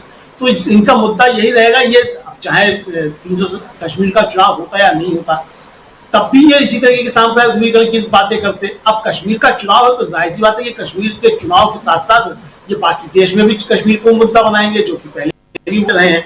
तो 370 तो राजीव में तो वोट तो थे 2024 में भी, लोकसभा चुनाव में भी तो मांगे थे मोदी जी ने, तो नए तो वोट मांगे नहीं जा रहे हैं विधानसभा के चुनाव में। तो जब लोकसभा के चुनाव 70 के नाम पे वोट मांगे थे, 3 तलाक के नाम पे वोट मांगे थे, मछली मंगलसूत्र मटन पे वोट मांगे, उस पर जब काम नहीं बना लोकसभा चुनाव में, तो विधानसभा चुनाव में ऐसा कौन सा चिन्ह निकल के भारतीय जनता पार्टी के हाथ में आ जाएगा कि राहुल गांधी अगर नेशनल कॉन्फ्रेंस के साथ समझौता कर रहे हैं तो पूरे देश भर में फायदा मिल जाएगा। ये तो लोकसभा चुनाव में भी समझौता था नेशनल कॉन्फ्रेंस के साथ में। तो भारतीय जनता पार्टी अब जो सवाल पूछ रही है, तो उनके उन सवालों में जो पूछे जा रहे हैं, जो पूछ रही है उसमें खुद गिरते चले जा रहे हैं। अब कांग्रेस ने जिस तरीके से पलटवार किया है भारतीय जनता पार्टी के ऊपर, पवन खेड़ा ने जो सवाल किया अमित शाह से, राजीव जी उसी तरीके के सवाल कल हम लोगों ने भी किए थे। तमाम लोगों, हमारे लगभग सभी पैनल साथियों ने भारतीय जनता पार्टी से यही सवाल किए थे कि भाई जब पीडीपी के साथ आप समझौता कर रहे थे तो पीडीपी की मांगे क्या थी, पीडीपी अफजल गुरु को शहीद क्या दी, आपका उस पर क्या रुख था, पत्थरबाजों पे से मुकदमे हटाए गए थे तो किसने हटाए थे, तो सब तो आपने हटाए थे। तो ये सारे सवाल भारतीय जनता पार्टी से हैं। और मजे की बात राजीव जी ये है कि अब ये मोर्चा खुद अमित शाह ने आकर संभाला है, कश्मीर वाला जो मसला है, तो अमित शाह आकर के मोर्चा संभाल रहे हैं या पीछे चले जा रहे हैं, तो ये तो भारतीय जनता पार्टी के अंदर फिर और चीजें खराब होंगी। तो अब जो विधानसभा के चुनाव के परिणाम आएंगे उसके बाद राजीव जी भारतीय जनता पार्टी में फिर एक और सत्ता संघर्ष देखने को मिल सकता है हमको। पहले तो अभी यही है कि जो कश्मीर में है, एक तो ये कि वो खड़ा करेंगे नहीं खड़ा करेंगे।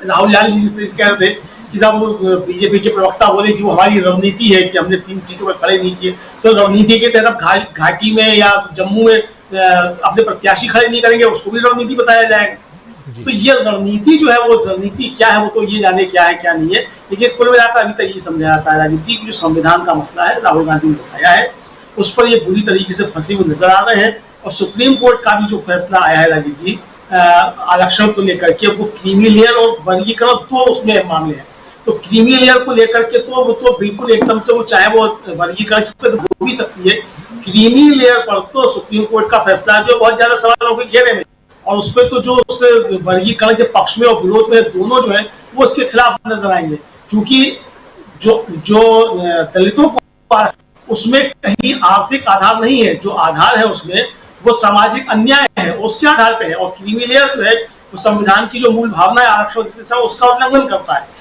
करके बहुत सारे सवाल हैं। तो कुल मिलाकर जो संविधान का मसला है उस पर भारतीय जनता पार्टी खिली हुई नजर आती है।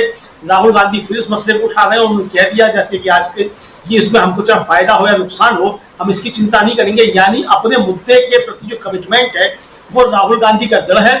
भारतीय जनता पार्टी मुद्दे लगातार बदल रही है, उसका अपने मुद्दों के प्रति कमिटमेंट नहीं दिखाया जा रहा है। जी तो एक्चुअली चुनाव का वक्त फिर से, और ऐसे में बहुत सारे सवाल अभी आने वाले समय में उठेंगे, बहुत सारी बातें, बहुत सारे मुद्दे आएंगे, उन मुद्दों पे चर्चा। लेकिन आज जो चर्चा है वो ये कि एक तरफ बीजेपी देश भर में प्रेस कॉन्फ्रेंस करती है और दूसरी तरफ राहुल गांधी संविधान के मसले पे, दोनों मामला संविधान का है इसलिए ये बहुत महत्वपूर्ण हो जाता है, क्योंकि एक तरफ 370 पे, आर्टिकल 370 पे बीजेपी प्रेस कॉन्फ्रेंस करती है, एक्सपोज करने की कोशिश करती है कि कांग्रेस कहां खड़ी है, किसके साथ खड़ी है। लेकिन उसी वक्त बीजेपी भी एक्सपोज होती है, क्योंकि पीडीपी का आज ही मैनिफेस्टो आता है, उस मैनिफेस्टो में साफ साफ 370 को वापस लाने की बात होती है। तो 370 को वापस लाने की बात पीडीपी, वो पीडीपी जिसके साथ बीजेपी सरकार में रहती है, दूसरी तरफ आप देख रहे हैं कि राहुल गांधी हैं, इसलिए यहां पर यह मामला बहुत, और तीसरी तरफ एनसी की बात है, यानी पीडीपी हो, नेशनल कॉन्फ्रेंस और बीजेपी को लेकर नेशनल कॉन्फ्रेंस और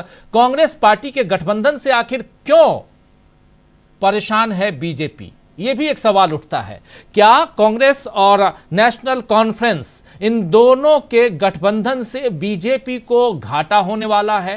क्या घाटी या जम्मू कश्मीर जिस जम्मू में जम्मू रीजन में 7 सीटें परिसीमन में बढ़ा दी गई, उसके बाद भी बीजेपी के लिए वहां दाल गलते हुए बीजेपी खुद नहीं देख रही है। क्या कुछ है यह समझना बहुत जरूरी है, और इसलिए हम फोकस्ड हैं जम्मू कश्मीर पे, क्योंकि यहां से देश की राजनीति पर कहीं ना कहीं हम कुछ प्रभाव पड़ते हुए देखेंगे, और उसमें भी उस पर 370 को ले जाते हुए बीजेपी दिखाई देती है। इसलिए जरूरी है। मन जी, एक बार फिर से आना चाहता हूं आपके पास। ये जो बात मैं रख रहा हूं इसको थोड़ा आगे बढ़ाइए। आपको क्या लगता है कि ये एक मसला, एक मुद्दा, बीजेपी के पास 2 महत्वपूर्ण मुद्दे रहे शुरुआत से, बीजेपी के जन्म से लेकर अभी तक 44-45 साल में, और क्या इन 44 वर्षों में बीजेपी को जबकि दोनों मुद्दे उसके समाप्ति की ओर थे, क्योंकि दोनों बातें वो यहां फुलफिल करती हुई नजर आती रही, अब फिर से उसको उठाने की कोशिश, 370 को लेके आने की कोशिश, क्या इसके जरिए बीजेपी देश की राजनीति में एक नई हवा, एक नई लहर या एक नई दिशा देने की कोशिश कर रही है? राजीव जी, 370 का मसला जो है वो बीजेपी के लिए आप देखेंगे कि इस बात का लोकसभा चुनाव के दौरान भी बहुत पैरेलल प्रचार हो रहा था और इसको एक बड़ी उपलब्धि के रूप में गिनवाया जाता था। लेकिन ये सवाल आज की तारीख में जिस तरह राम मंदिर का मसला था, उसी तरह 370 का मसला था। तो इन मसलों पर बीजेपी बहुत कुछ मुझे लगता है कि हासिल करने की स्थिति में नहीं है। लेकिन जब एग्जैक्टली जब वो जम्मू कश्मीर में जब जाती है तो वो उसकी कोशिश रहती है कि वहां इन मसलों को लेकर के एक ध्रुवीकरण हो। तो बीजेपी ये कोशिश करेगी कि वहां पर इसको लेकर के ध्रुवीकरण हो। लेकिन इस पर थोड़ा मैं चाहता हूं कि गर्ग साहब ने बहुत कंसंट्रेटेड होकर के आरक्षण वाले मसले पर बात की है, और उस पर राहुल के खास करके कांग्रेस को नुकसान होने की भी बात कही है। तो मैं थोड़ा इसके बारे में ये अपनी राय उस पर जाहिर करना चाहता हूं, अगर आपकी इजाजत हो तो, कि क्या ये जो गर्ग साहब ने कहा कि ये बहुत क्रांतिकारी निर्णय है, हो सकता है कि उनकी नजर में ये लग रहा हो, लेकिन मैं समझता हूं कि सवाल ये उठता है कि सुप्रीम कोर्ट का जो कंसर्न है, क्या वो जेन्युइन कंसर्न है या वो बिल्कुल उसका कोई ना कोई दूसरा निहितार्थ है। तो मैं समझता हूं कि जेन्युइन कंसर्न जब होता है तो उसको जेन्युइन दिखने के लिए उसके कुछ पैरामीटर होते हैं। अब ये आप इससे पूरे सुप्रीम कोर्ट के निर्णय से या गर्ग साहब जो कह रहे थे उससे ये लगता है कि ये जो सुप्रीम कोर्ट का निर्णय आया है उससे ये कि जो क्रीमी लेयर हो, वर्गीकरण हो, और ये बताते हुए ये बताया गया है कि एक ऐसा वर्ग तैयार हो गया है SC ST के बीच में जो एक तरह से बाकी लोगों का हक खा रहा है, यानी कि एक विलेन है और एक विक्टिम है। तो ये जो पूरा खड़ा हो जा रहा है, ये अपने आप में ये बिल्कुल फॉल्स नैरेटिव है जो सुप्रीम कोर्ट के निर्णय से साफ साफ दिखाई देता है, और आरक्षण को आप सिर्फ आर्थिक न्याय तक सीमित कर दे रहे हैं, बाकी चीजों को आप नहीं देख रहे हैं। और जिस क्रीमी लेयर की बात कर रहे हैं वो क्रीमी लेयर बिल्कुल उसी तरह है जैसे चाय के प्याले में कोई क्रीम जम जाती है, जिसका कोई मतलब ही नहीं होता है। और इसको अगर मैं और विस्तार दूं, जो ये बात बार बार कहा जाता है कि आरक्षण कोई गरीबी हटाओ कार्यक्रम नहीं है, आरक्षण किसी मर्ज की दवा नहीं है, वो दर्द की दवा है, तो इसकी व्यापकता में जाने की जरूरत है। आप बताइए कि जो मैंने कई बार ये उदाहरण रखा है कि अभी जो द्रौपदी मुर्मू जी जो राष्ट्रपति हैं और इनके पहले जो राष्ट्रपति थे, इन दोनों के साथ जो अन्याय हुआ, उस अन्याय को लेकर ये खुद बोलने की स्थिति में नहीं थे। इनके पक्ष में न तो यहां का कोई मीडिया खड़ा हुआ, मेनस्ट्रीम मीडिया, न यहां का जो बौद्धिक तबका है वो खड़ा हुआ उनके पक्ष में। जो ये सामाजिक अन्याय का दंश इन लोगों ने झेला राष्ट्रपति रहते हुए, उसका जवाब है क्या? नहीं है। जो ये कहा जाता है कि जो आरक्षण जो दिया गया है दलितों को और खास करके जो SC ST को, उसका आधार क्या है? उसका आधार जातिगत भेदभाव, सामाजिक रूप से जो उनके साथ भेदभाव होता है, वो ऐतिहासिक जो भेदभाव है वो है उसके मूल में। अब रही बात कि कांग्रेस को इसको किस रूप में उठाना चाहिए, क्योंकि सिर्फ ऐसा नहीं है कि ये हम कह करके नहीं खारिज कर देंगे कि ये मांग जो है और सिर्फ कुछ बौद्धिक तबके की ओर से उठी है। ये दलितों के एक हिस्से से भी ये मांग उठी थी। दक्षिण में इसका स्वर मजबूत है, उत्तर में इसका स्वर कमजोर है। तो ये आप टैक्टिकली इन चीजों को कैसे देखेंगे वो अलग मसला है। लेकिन ऐसे दौर में जब हिंदुत्व के उभार का जो चुनौती पूरा देश फेस कर रहा है, और उस दौर में जब ये बीजेपी और आरएसएस परिवार जो चाहता है कि पूरे हिंदू समाज को एक पॉलिटिकल आइडेंटिटी के रूप में इस्तेमाल किया जाए अपने राजनीतिक स्वार्थ के लिए, ऐसी स्थिति में जो आप जो चिंता जाहिर कर रहे हैं वो चिंता अपने आप में लगता है कि फॉल्स है।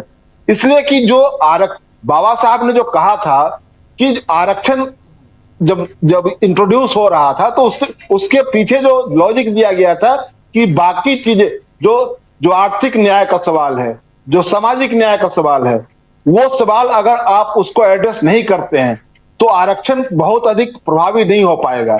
आज की तारीख में आरक्षण अगर प्रभावी नहीं दिखाई दे रहा है, अगर प्रतिनिधित्व नहीं दिख रहा है, तो ये नहीं है कि सब चीज सैचुरेट कर गया हुआ है, सारी सीटें कुछ लोगों ने भर दी है और बाकी लोगों के लिए कुछ नहीं है, ऐसा है नहीं।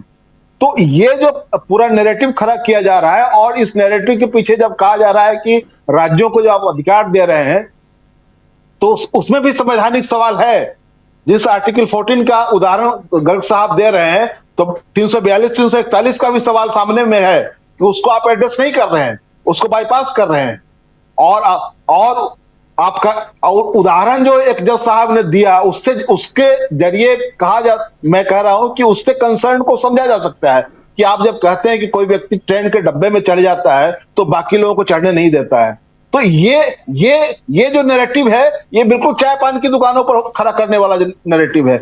ये जज साहब इस तरह का नैरेटिव अगर सेट करेंगे तो उनके कंसर्न को लेकर के चिंता होगी कि आखिरकार इनका कंसर्न क्या है।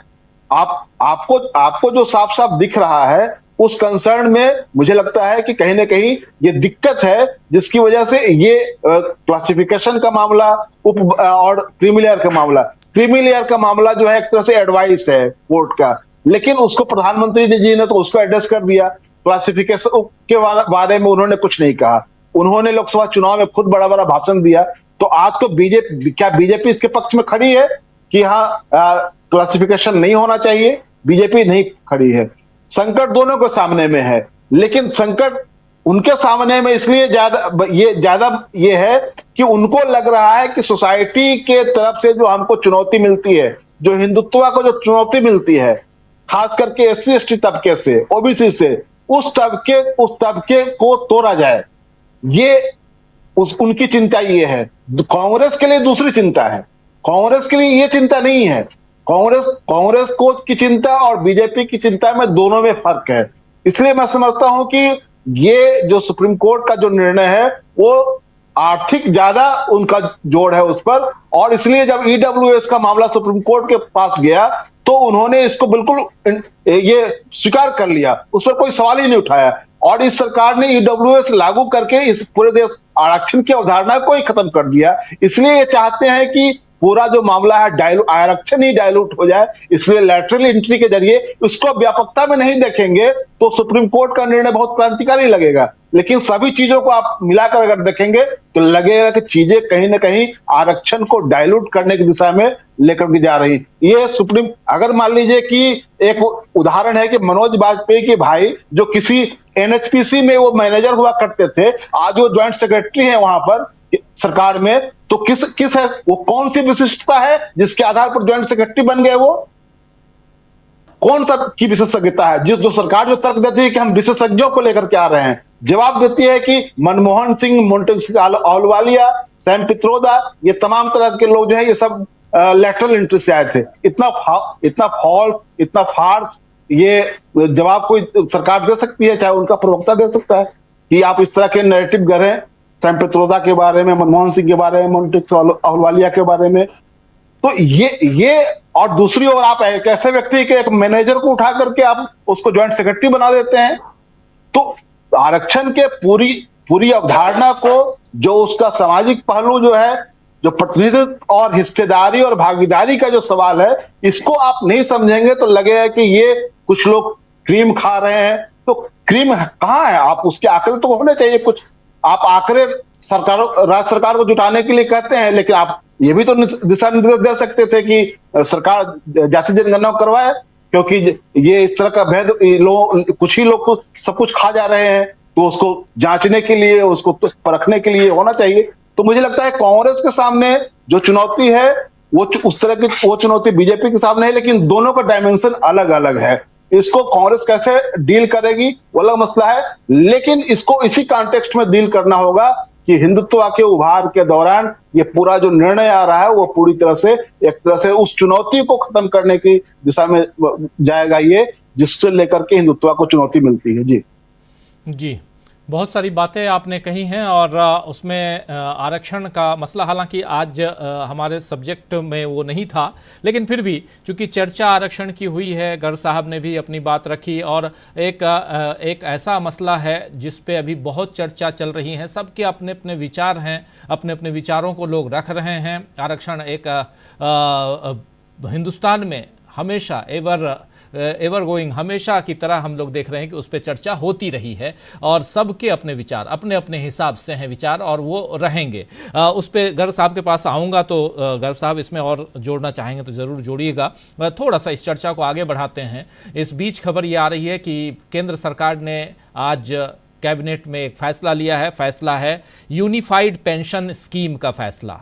ओपीएस की बात होती थी, अब यूपीएस लेकर आई है केंद्र सरकार। 25 साल आपने अगर नौकरी की है तो हर महीने आपको 10,000 रुपये मिलेंगे पेंशन के रूप में। ये बात अब इसके अंदर क्या है क्या नहीं है, और सबके पीछे कुछ ना कुछ हम लोग देखते हैं कि नियम व शर्तें लागू जो कह देते हैं वो यहाँ पर भी शायद होगा, देखा जाएगा। लेकिन चूंकि अभी ये ब्रेकिंग खबर है, अभी से थोड़ी देर पहले सरकार की तरफ से अश्विनी वैष्णव ने प्रेस कॉन्फ्रेंस की है और उस प्रेस कॉन्फ्रेंस में ये बताया गया है कि गवर्नमेंट सरकारी कर्मचारियों के लिए केंद्रीय मंत्रिमंडल ने ये फैसला लिया है कि यूपीएस हम लेकर आ रहे हैं। 23 लाख कर्मचारियों को यूनिफाइड पेंशन स्कीम से फ़ायदा होगा। ये 23 लाख 23 लैक्स, और कर्मचारियों के पास एनपीएस और यूपीएस दोनों में से किसी एक विकल्प को चुनने का, देखिए नियम और शर्तें यहाँ शुरुआत हो गई, दोनों में से किसी एक विकल्प को चुनने का यहाँ पर एक विकल्प होगा जिसमें से कोई एक चुन सकते हैं, या तो एनपीएस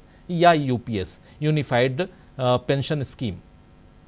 तो चलिए इस पे भी बात करेंगे आने वाले समय में, लेकिन प्रशांत टंडन जी ज़रा उसी दिशा में फिर से आना चाहता हूं, और जो पॉलिटिकल सिनेरियो उसमें बीजेपी को मुद्दे नहीं मिल रहे हैं, ये माना जाए कि बीजेपी के पास मुद्दे नहीं हैं और सरकार बचाने की एक बड़ी आपाधापी वाली स्थिति है।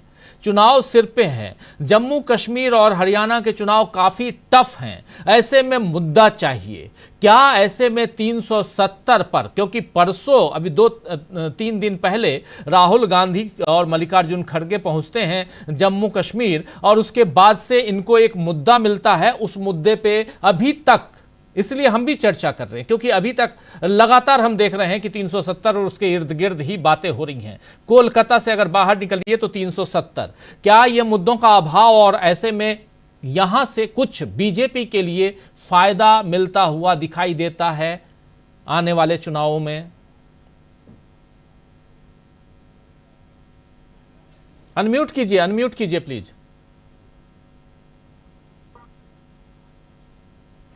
जी, 2-3 बातें राजीव जी, क्योंकि आरक्षण का मुद्दा उठा, जहां से हेमंत जी ने बात की मैं छोटी सी टिप्पणी उस पर करना चाहता हूं, जहां से वो अंतिम में वो बात कर रहे थे।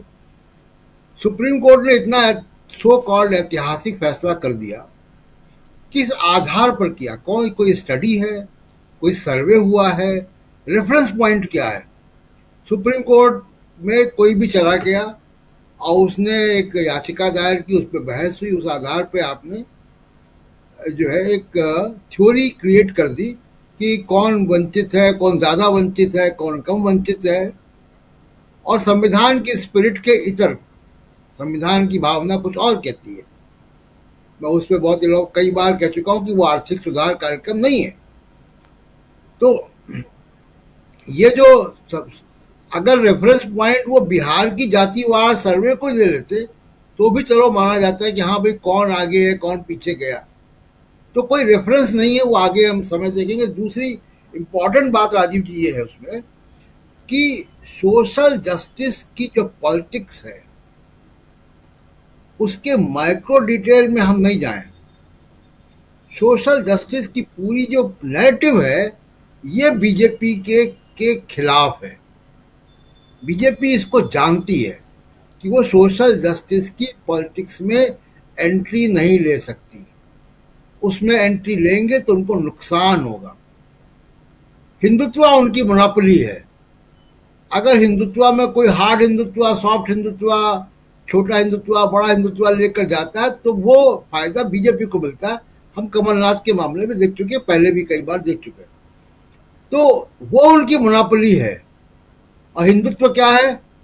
हिंदुत्व सामाजिक यथास्थितिवाद है। दूसरे शब्दों में वो इसलिए बीजेपी को सूट करता है। तो जो सामाजिक न्याय का विमर्श है, जो 21 अगस्त को जो इतना बड़ा भारत बंद हो गया, उसमें कांग्रेस थी नहीं थी उसको अलग जाने दीजिए आप। जो भारत बंद हो गया वो सड़कों पे हमने नीले झंडे देखे पूरे देश में, ये सामाजिक न्याय के विमर्श का विस्तार है। और वहां सिर्फ क्रीमी लेयर का मुद्दा नहीं था सड़कों पर, वहां जाति व जनगणना भी थी, वहां पे लेटरल एंट्री भी थी। लेटरल एंट्री की अवधारणा, लेटरल एंट्री को लागू करना, ये बीजेपी की राजनीति है, ये बीजेपी की आइडियोलॉजी है कि आरक्षण को बाहर करना है, ये उनकी विचारधारा है। अब वो उनको लग रहा है कि सामाजिक न्याय का विमर्श अगर बहुत बड़ा होगा और राहुल गांधी संविधान लेके घूमेंगे तो उनको नुकसान होगा। अब मैं आपके मुद्दे पर आता हूं जो 370 का मामला है। देखिए 370 तो मामला ही नहीं है, ये तो बीजेपी लेकर आई है। राहुल गांधी ने क्या कहा है? स्टेटहुड बहाल करेंगे। तो स्टेटहुड में क्या जम्मू अलग सोचेगा और वैली अलग सोचेगी? नहीं, जम्मू वालों को भी फुल स्टेटहुड चाहिए। कौन यूनियन टेरिटरी चाहेगा? कौन आधा स्टेट चाहेगा? आप दिल्ली में कोई सर्वे करा लीजिए तो दिल्ली के लोग भी यही कहेंगे फुल स्टेटहुड। तो स्टेटहुड की बात राहुल गांधी ने की है। 370 तो मामला ही नहीं है। 370 की बात अगर होगी तो बीजेपी से पूछा जाएगा कि भाई कितने, आपका दावा था आतंकवाद खत्म हो जाएगा, आपका दावा था कि पंडितों को वापस भेजेंगे, तो एक को भी नहीं भेज पाए आप। कितने लोगों ने जमीनें खरीद ली वहां पे? दिल्ली के रहने वालों ने, इलाहाबाद के रहने वालों ने, कहीं और के रहने वालों ने, कितने लोगों ने कश्मीर में जमीनें खरीद ली। तो 370 मामला नहीं, मामला स्टेटहुड है।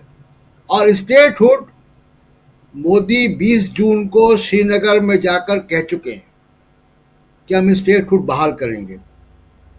क्या आज बीजेपी ये माना जाए कि देश भर में प्रेस कॉन्फ्रेंस कर रही है श्रीनगर के अलावा, तो क्या ये माना जाए कि बीजेपी जम्मू कश्मीर को फुल स्टेटहुड देने के खिलाफ है?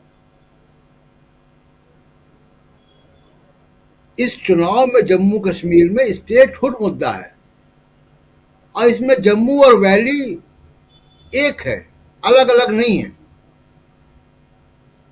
ये बीजेपी 370 का मामला हरियाणा, जो गर्ग साहब कह रहे थे कि हरियाणा, महाराष्ट्र, यहाँ वहां के लिए इस्तेमाल करना चाहते हैं।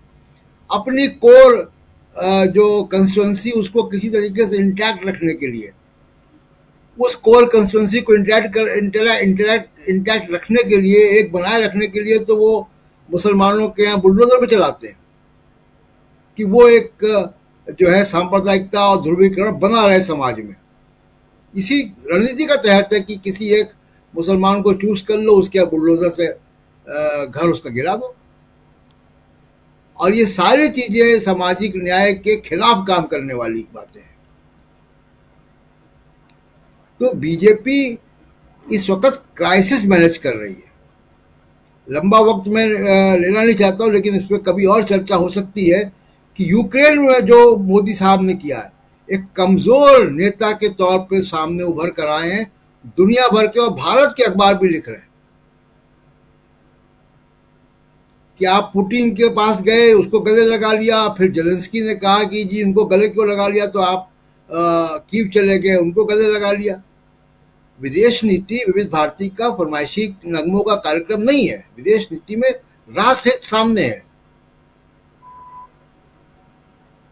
इस पे लंबी चर्चा हो सकती है राजीव जी। जी जी जी, बिल्कुल बिल्कुल, इस पे चर्चा हम आगे करेंगे। और ये भी जेलेंस्की ने कहा कि आप तेल खरीदना बंद कर दीजिए, युद्ध खत्म हो जाएगा।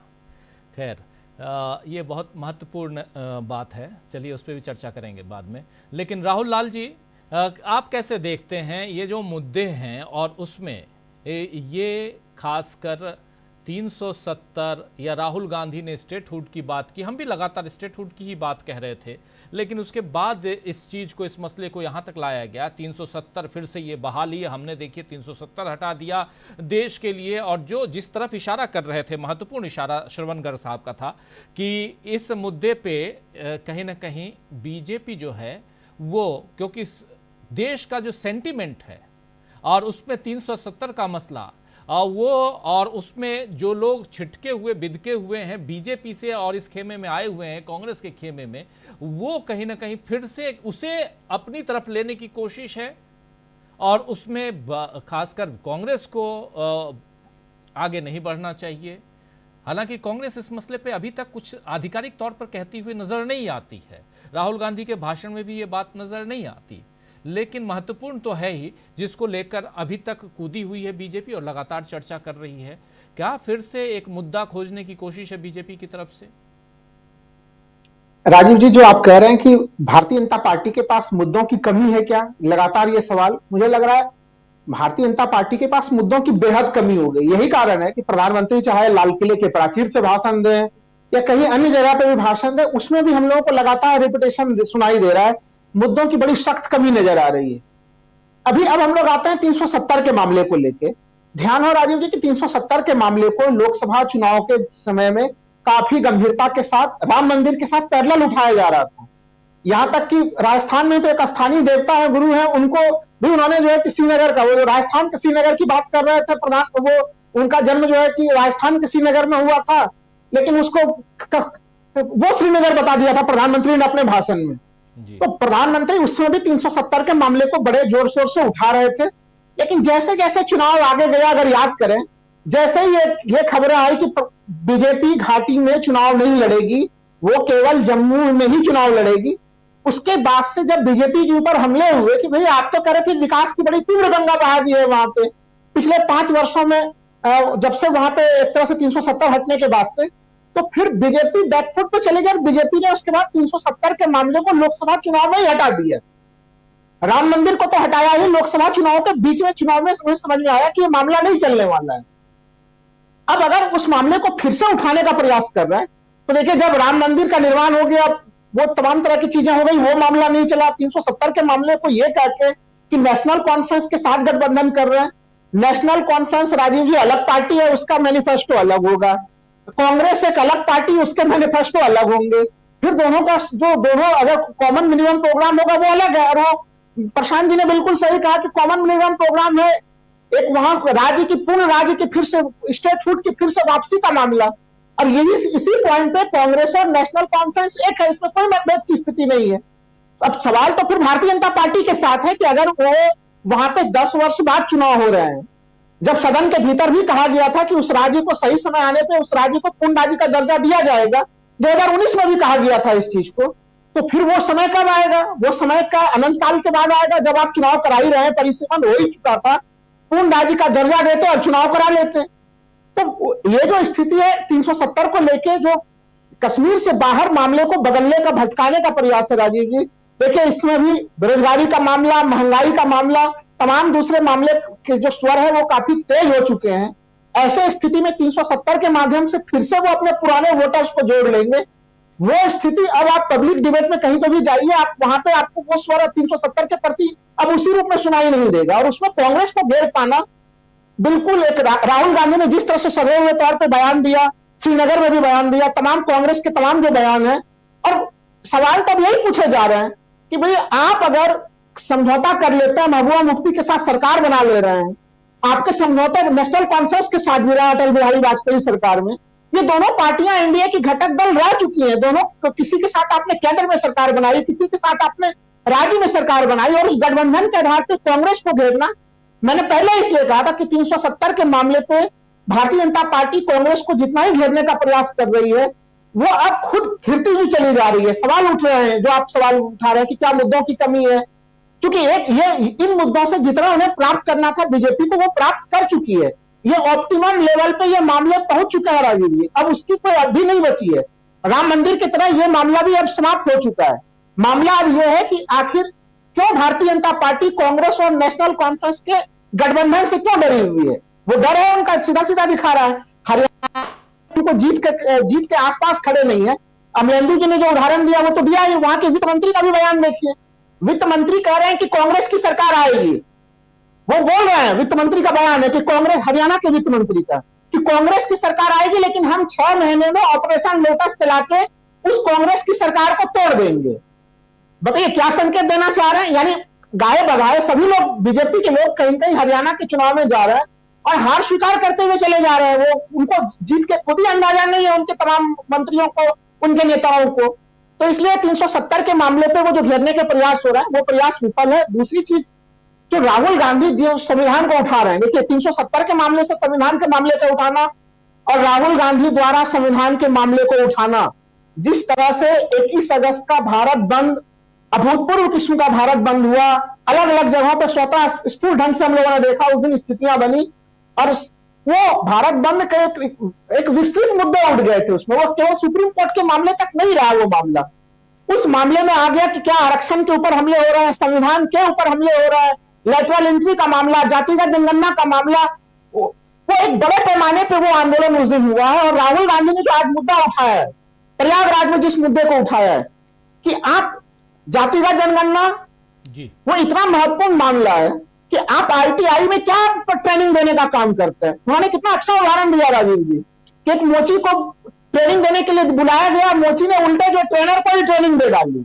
तो ये जो पूरा सिस्टम है कि आप एक ट्रेनिंग देंगे आईटीआई से और लोगों को ट्रेनिंग मिलेगी। और राहुल गांधी ने जो दूरदृष्टि वाला बात किया कि हम अलग अलग समूहों के कार्य क्षमताओं का प्रयोग करेंगे। अगर विकसित भारत बनाना है तो 90% भारत के कैपेसिटी का प्रयोग करना पड़ेगा, तब आप विकसित भारत की तरफ अग्रसर हो सकेंगे। और आरक्षण के मामले पे मैं भी ये चीज मानता हूं राजीव जी कि देखिए एससी एसटी के जो पूरे आरक्षण का संपूर्ण मामला है, वहां पे सामाजिक जो उनके साथ जो अन्याय की स्थिति है, सामाजिक और शैक्षिक, ये दोनों हमारा संविधान बड़ी प्रमुखता के साथ कहता है। उस स्थिति से कहीं न कहीं ये पूरा मामला अलग अलग भटकाने के पूरे प्रयास हो रहे हैं, चाहे वो सुप्रीम कोर्ट के निर्णय हो तो तमाम, चाहे दूसरे निर्णय हो। क्योंकि हम लोगों ने खुल के देखा है कि इस व्यवस्था में लोग, चाहे एससी एसटी के लोग कितना ही ऊपर क्यों ना पहुंच जाए, उन्हें वो समानता अभी भी हमारा समाज नहीं दे पा रहा है। वो उस विभेद के शिकार अभी भी हो रहे हैं जो दूसरे समूहों के लोग नहीं हो रहे हैं। हम लोगों ने पिछले दिन भी चर्चा किया था कि अगर अखिलेश यादव पूजा कर रहे हैं जो कि एससी एसटी समूह के नहीं है, पिछड़े वर्ग के, तब अगर मंदिर की गंगा जल से धुलाई की जा रही है तो फिर उस समूह की स्थिति क्या है वो हम लोग लगातार देखते हैं। कभी भी घोड़े पर चढ़ने की आजादी नहीं है, तमाम विषमताओं से वो जूझ रहे हैं। वैसे स्थिति में राहुल गांधी जिन मामलों को उठा रहे हैं, मैं अभी भी कह रहा हूं, सुप्रीम कोर्ट एक अलग डायरेक्शन में है, राहुल गांधी एक अलग डायरेक्शन में है। और वो डायरेक्शन कहीं कहीं दूरदृष्टि वाला जो पूरा डायरेक्शन है वो राहुल गांधी का डायरेक्शन दिख रहा है राजीव जी।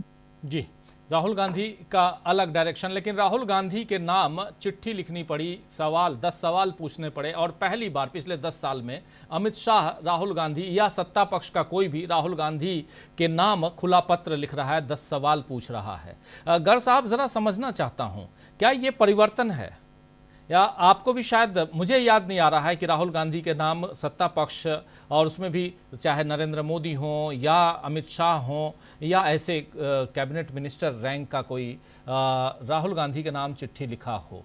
ये क्या परिवर्तन है, इसको किस हिसाब से देखा जाए? आरक्षण और बाकी तमाम मुद्दों पर हमारे तमाम साथी अपनी बात रख रहे थे, उसमें आप कुछ जोड़ना चाहें तो ज़रूर जोड़िएगा। लेकिन ये भी एक महत्वपूर्ण मुद्दा है, क्या यहाँ से देश की राजनीति में और ख़ासकर विपक्ष की राजनीति, जो मजबूत राजनीति है, उसमें इजाफा हम देख रहे हैं? क्या यहाँ सत्ता पक्ष को और उसमें भी, जबकि जम्मू कश्मीर का चुनाव है और वहाँ कहीं ना कहीं बैकफुट पे बीजेपी है, कमजोर स्थिति में बीजेपी है, ये माना जाए इस 10 सवाल जो पूछे गए हैं अमित शाह की तरफ से राहुल गांधी के नाम?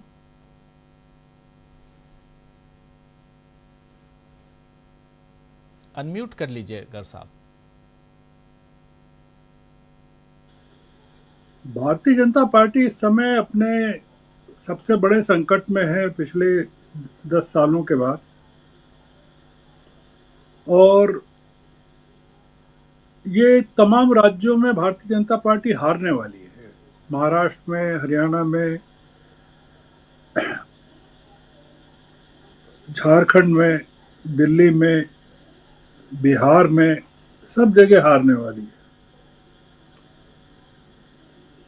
ये हार के में नुकसान को कम करने की कोशिशें चल रही है कि कैसे डैमेज को मिनिमाइज किया जाए, मिनिमम किया जाए और प्रधानमंत्री की प्रतिष्ठा को ज़्यादा आंच नहीं आए। लोकसभा चुनाव ने इनको पूरा का पूरा गणित बिगाड़ दिया है। आपने देखा कि प्रधानमंत्री जब बोल रहे थे राष्ट्रपति के अभिभाषण के बाद और उनको जब बोलने नहीं दिया गया विपक्ष के द्वारा, तो प्रधानमंत्री ने शिकायत की जीवन में पहली बार कि उनको बोलने नहीं दिया गया।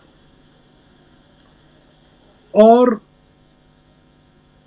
आपने देखा कि लोकसभा में कैसे अमित शाह जी ने और राजनाथ सिंह जी ने स्पीकर से कहा कि हमको संरक्षण चाहिए, स्पीकर से संरक्षण की मांग की, प्रोटेक्शन चाहिए। राहुल गांधी ने पूरे के पूरे लैंडस्केप को, पॉलिटिकल लैंडस्केप को चेंज कर दिया है। भारतीय जनता पार्टी अब कोई भी मुद्दा उठाए वो चलेगा नहीं, क्योंकि छतरपुर में आप, मध्य प्रदेश के छतरपुर में आप मुसलमानों पर, अल्पसंख्यकों पर इतने जुल्म ढा रहे हैं, जैसे खड़गे साहब ने भी उल्लेख किया छतरपुर की घटना का, प्रियंका ने भी किया। और आप संविधान की बात करें,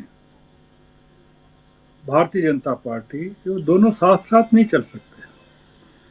तो ये इनको राहुल गांधी को निशाने पर लेने के लिए कोई मुद्दा चाहिए। राहुल गांधी निशाने पर आएंगे नहीं, वो काफी अलग हट गए हैं निशाने से। मतलब वो, ये लोग उनको छू नहीं पाएंगे, उनके पास कोई लोग ही नहीं है। प्रधानमंत्री इतने डरे हुए हैं कि जब देश में इतनी चीजें चल रही है तो वो विदेश यात्राएं कर रहे हैं। आने वाले महीनों में उनकी कई यात्राएं शेड्यूल्ड हैं, मतलब साल के आखिर तक कई शेड्यूल्ड हैं। इसमें मुद्दा यह है राजीव जी कि उन्होंने चुनाव के लिए पूरी जिम्मेदारी आरएसएस को सौंप दी है। आप अगर पता करें तो महाराष्ट्र में, हरियाणा में, सब जगह उन्होंने चुनाव की कमान आरएसएस को सौंप दी। मतलब बीजेपी का उसमें कोई रोल नहीं है। प्रधानमंत्री ने विड्रॉ कर लिया अपने आप को चुनाव से। आपने अभी कोई उनका रैली का प्रोग्राम सुना हो हरियाणा का, या महाराष्ट्र का सुना हो, या जम्मू कश्मीर का सुना हो? 370 का मामला बता रहे हैं तो आपने सुना हो कि प्रधानमंत्री श्रीनगर जाने वाले हैं? नहीं जाएंगे। राहुल गांधी का मैं भाषण सुन रहा था श्रीनगर में, जो उन्होंने दिया, बहुत ही, जिसको कहना चाहिए कि एक ऑनेस्ट स्पीच था, जिसपे उन्होंने स्टेटहुड की बात की, भाईचारे की बात की। मतलब आश्चर्यजनक रूप से भारतीय जनता पार्टी पर भी हमला नहीं किया उन्होंने। मतलब कोई एक होता ना कि गुस्से की राजनीति हो, नाराजगी की हो, या ये हो कि भाई वो जम्मू को अलग मान के कश्मीर में दिल जीतना चाहते हो, ऐसा भी नहीं किया उन्होंने। तो दिक्कत क्या है कि ये लोग बुरी तरह से उलझ गए हैं। और ये जो चिट्ठी है हरियाणा के चुनाव आगे बढ़ाने की, ये बड़ी सिग्निफिकेंट इस मायने में है कि चुनाव को फेस नहीं करना चाहते। आप जरा सोचिए कि हरियाणा और महाराष्ट्र के चुनाव पिछली बार एक साथ हुए थे। इस बार उन्होंने महाराष्ट्र की तारीखें नहीं घोषित की, झारखंड की नहीं घोषित की। झारखंड में चंपई सोरेन को उन्होंने अजीत पवार बनाने की कोशिश की पहले, और जब चंपई सोरेन के साथ नहीं आए विधायक, जो 2-4 आए थे वो भी चले गए वापस, तो चंपई सोरेन एक नई पार्टी बनाने वाले हैं। तमाम चीजें बताती हैं राजीव जी कि ये जो बीजेपी की जो स्थिति है इस समय वो बहुत खराब है, और वो आप आने वाले दिनों में पाएंगे कि वो हर चीज को एक मुद्दा बनाएगी। उनको अब राम मंदिर का जैसा कहा, आपने भी कहा, वो मामला फ्लॉप हो गया है, पूरी तरह फ्लॉप हो गया है। अब उनको सरवाइव पॉलिटिकली करना हो तो कैसे करें? तो एकमात्र जो बचा है कि वो राहुल गांधी के जो एक्शंस हैं, या जैसे उन्होंने जम्मू कश्मीर में अलायंस बनाया उसको लेकर, या और तमाम चीज़ों को लेकर वो विरोध करें। 370 का तो मामला ऐसा है कि बहुत उनकी दुखती हुई रग है बीजेपी की। आपको शायद ध्यान नहीं हो कि ज्योतिरादित्य सिंधिया ने, जब वो कांग्रेस में ही थे और 370 हटाया था जब बीजेपी ने, तो उन्होंने ट्वीट करके उसको समर्थन दिया था जब वो कांग्रेस में थे और राहुल गांधी के बहुत नजदीक थे जी। तो अब उसमें कई फैक्टर हैं, करण सिंह का फैक्टर है, उनके रिलेशनशिप का फैक्टर है, तमाम चीजें फैक्टर है। इसलिए मैं कह रहा हूं कि ये जो मामला है 370 का, ये चलेगा नहीं, क्योंकि ये जम्मू कश्मीर के लोग भी जानते हैं और देश का आदमी भी जानता है कि कांग्रेस का चीज़ों के बारे में नज़रिया क्या है। और जैसा मैंने शुरू में ही कहा था कि आपने पीडीपी के साथ सरकार बनाई, महबूबा के साथ, आपने 370 पर तो तोड़ी नहीं उसको कि भाई 370, महबूबा ने तो 370 पर तब भी कॉम्प्रोमाइज नहीं किया था, अपने झंडे पर भी नहीं किया था, कश्मीर के झंडे पर भी नहीं किया था, कश्मीर के लिए अलग संविधान पर भी नहीं किया था उन्होंने। जो कश्मीर का जो है कि भाई फॉरेन पॉलिसी, करेंसी और एक आध चीज, दो चीजें हो रहे हैं, उसको छोड़कर बाकी चीजें वहां, तो संविधान जो 370 का मामला है। बीजेपी को कोई मुद्दा चाहिए मेजॉरिटी कम्युनिटी को भड़काने के लिए और राहुल गांधी को पाकिस्तान परस्त सिद्ध करने के लिए। तो वो उसमें अगर 2024 के लोकसभा चुनाव में बीजेपी सफल नहीं हो पाई अपने इस काम में, जो पूरी कोशिश के साथ उन्होंने की, तो अब विधानसभा चुनाव में तो संभव ही नहीं है। इसलिए भारतीय जनता पार्टी का जो पूरा गेम प्लान था वो खत्म हो चुका है, वो उसमें अब कोई दम नहीं बचा है, मतलब मेरा ऐसा मानना है। आपका कोई सवाल हो तो आप बेशक पूछिए। नहीं, बिल्कुल आप सही कह रहे हैं, बहुत महत्वपूर्ण बात। और यहाँ एक्चुअली ये ज़रूरी है हमारे दर्शकों को समझना कि लोकसभा का चुनाव बीता है और अब विधानसभा के चुनावों की बारी है, और ऐसे में बीजेपी आखिर जाए तो किस चीज़ के साथ जाए? क्या लोकसभा के चुनाव के बाद पिछले 2-2.5 महीनों में बीजेपी ने बहुत अच्छा काम कर लिया, उन मुद्दों को लेके जाए, या लोकल इशू जो हैं उसमें, चाहे कश्मीर, चूंकि 2 राज्यों में चुनाव हैं। और एक जो बहुत महत्वपूर्ण जानकारी अभी आप दे रहे थे कि अब चुनाव बढ़ाने की भी घोषणा हो गई, घोषणा नहीं बल्कि ये चिट्ठी लिखी गई है कि आप 1 तारीख को यानी 1 अक्टूबर को हरियाणा में चुनाव न कराकर उसको 4-5 दिन आगे बढ़ाइए। लेकिन इसको लेकर भी विपक्ष हमलावर है। विपक्ष का कहना है कि आखिर क्या कारण है कि सत्ता पक्ष इसको आगे बढ़ाना चाहता है। तो हर मुद्दे पे बीजेपी यहाँ घिरी हुई नजर आ रही है। वही बात आप भी कह रहे थे गर्ग साहब, समय चूंकि ख़त्म हो गया है। इस कार्यक्रम को समाप्त करने की इजाज़त चाहता हूँ यहीं पे। बहुत बहुत शुक्रिया अदा करता हूँ आपका अगर साहब, समय निकालने के लिए। हेमंत जी, प्रशांत जी, राहुल लाल जी और अमलेंदु उपाध्याय जी, आप सबका बहुत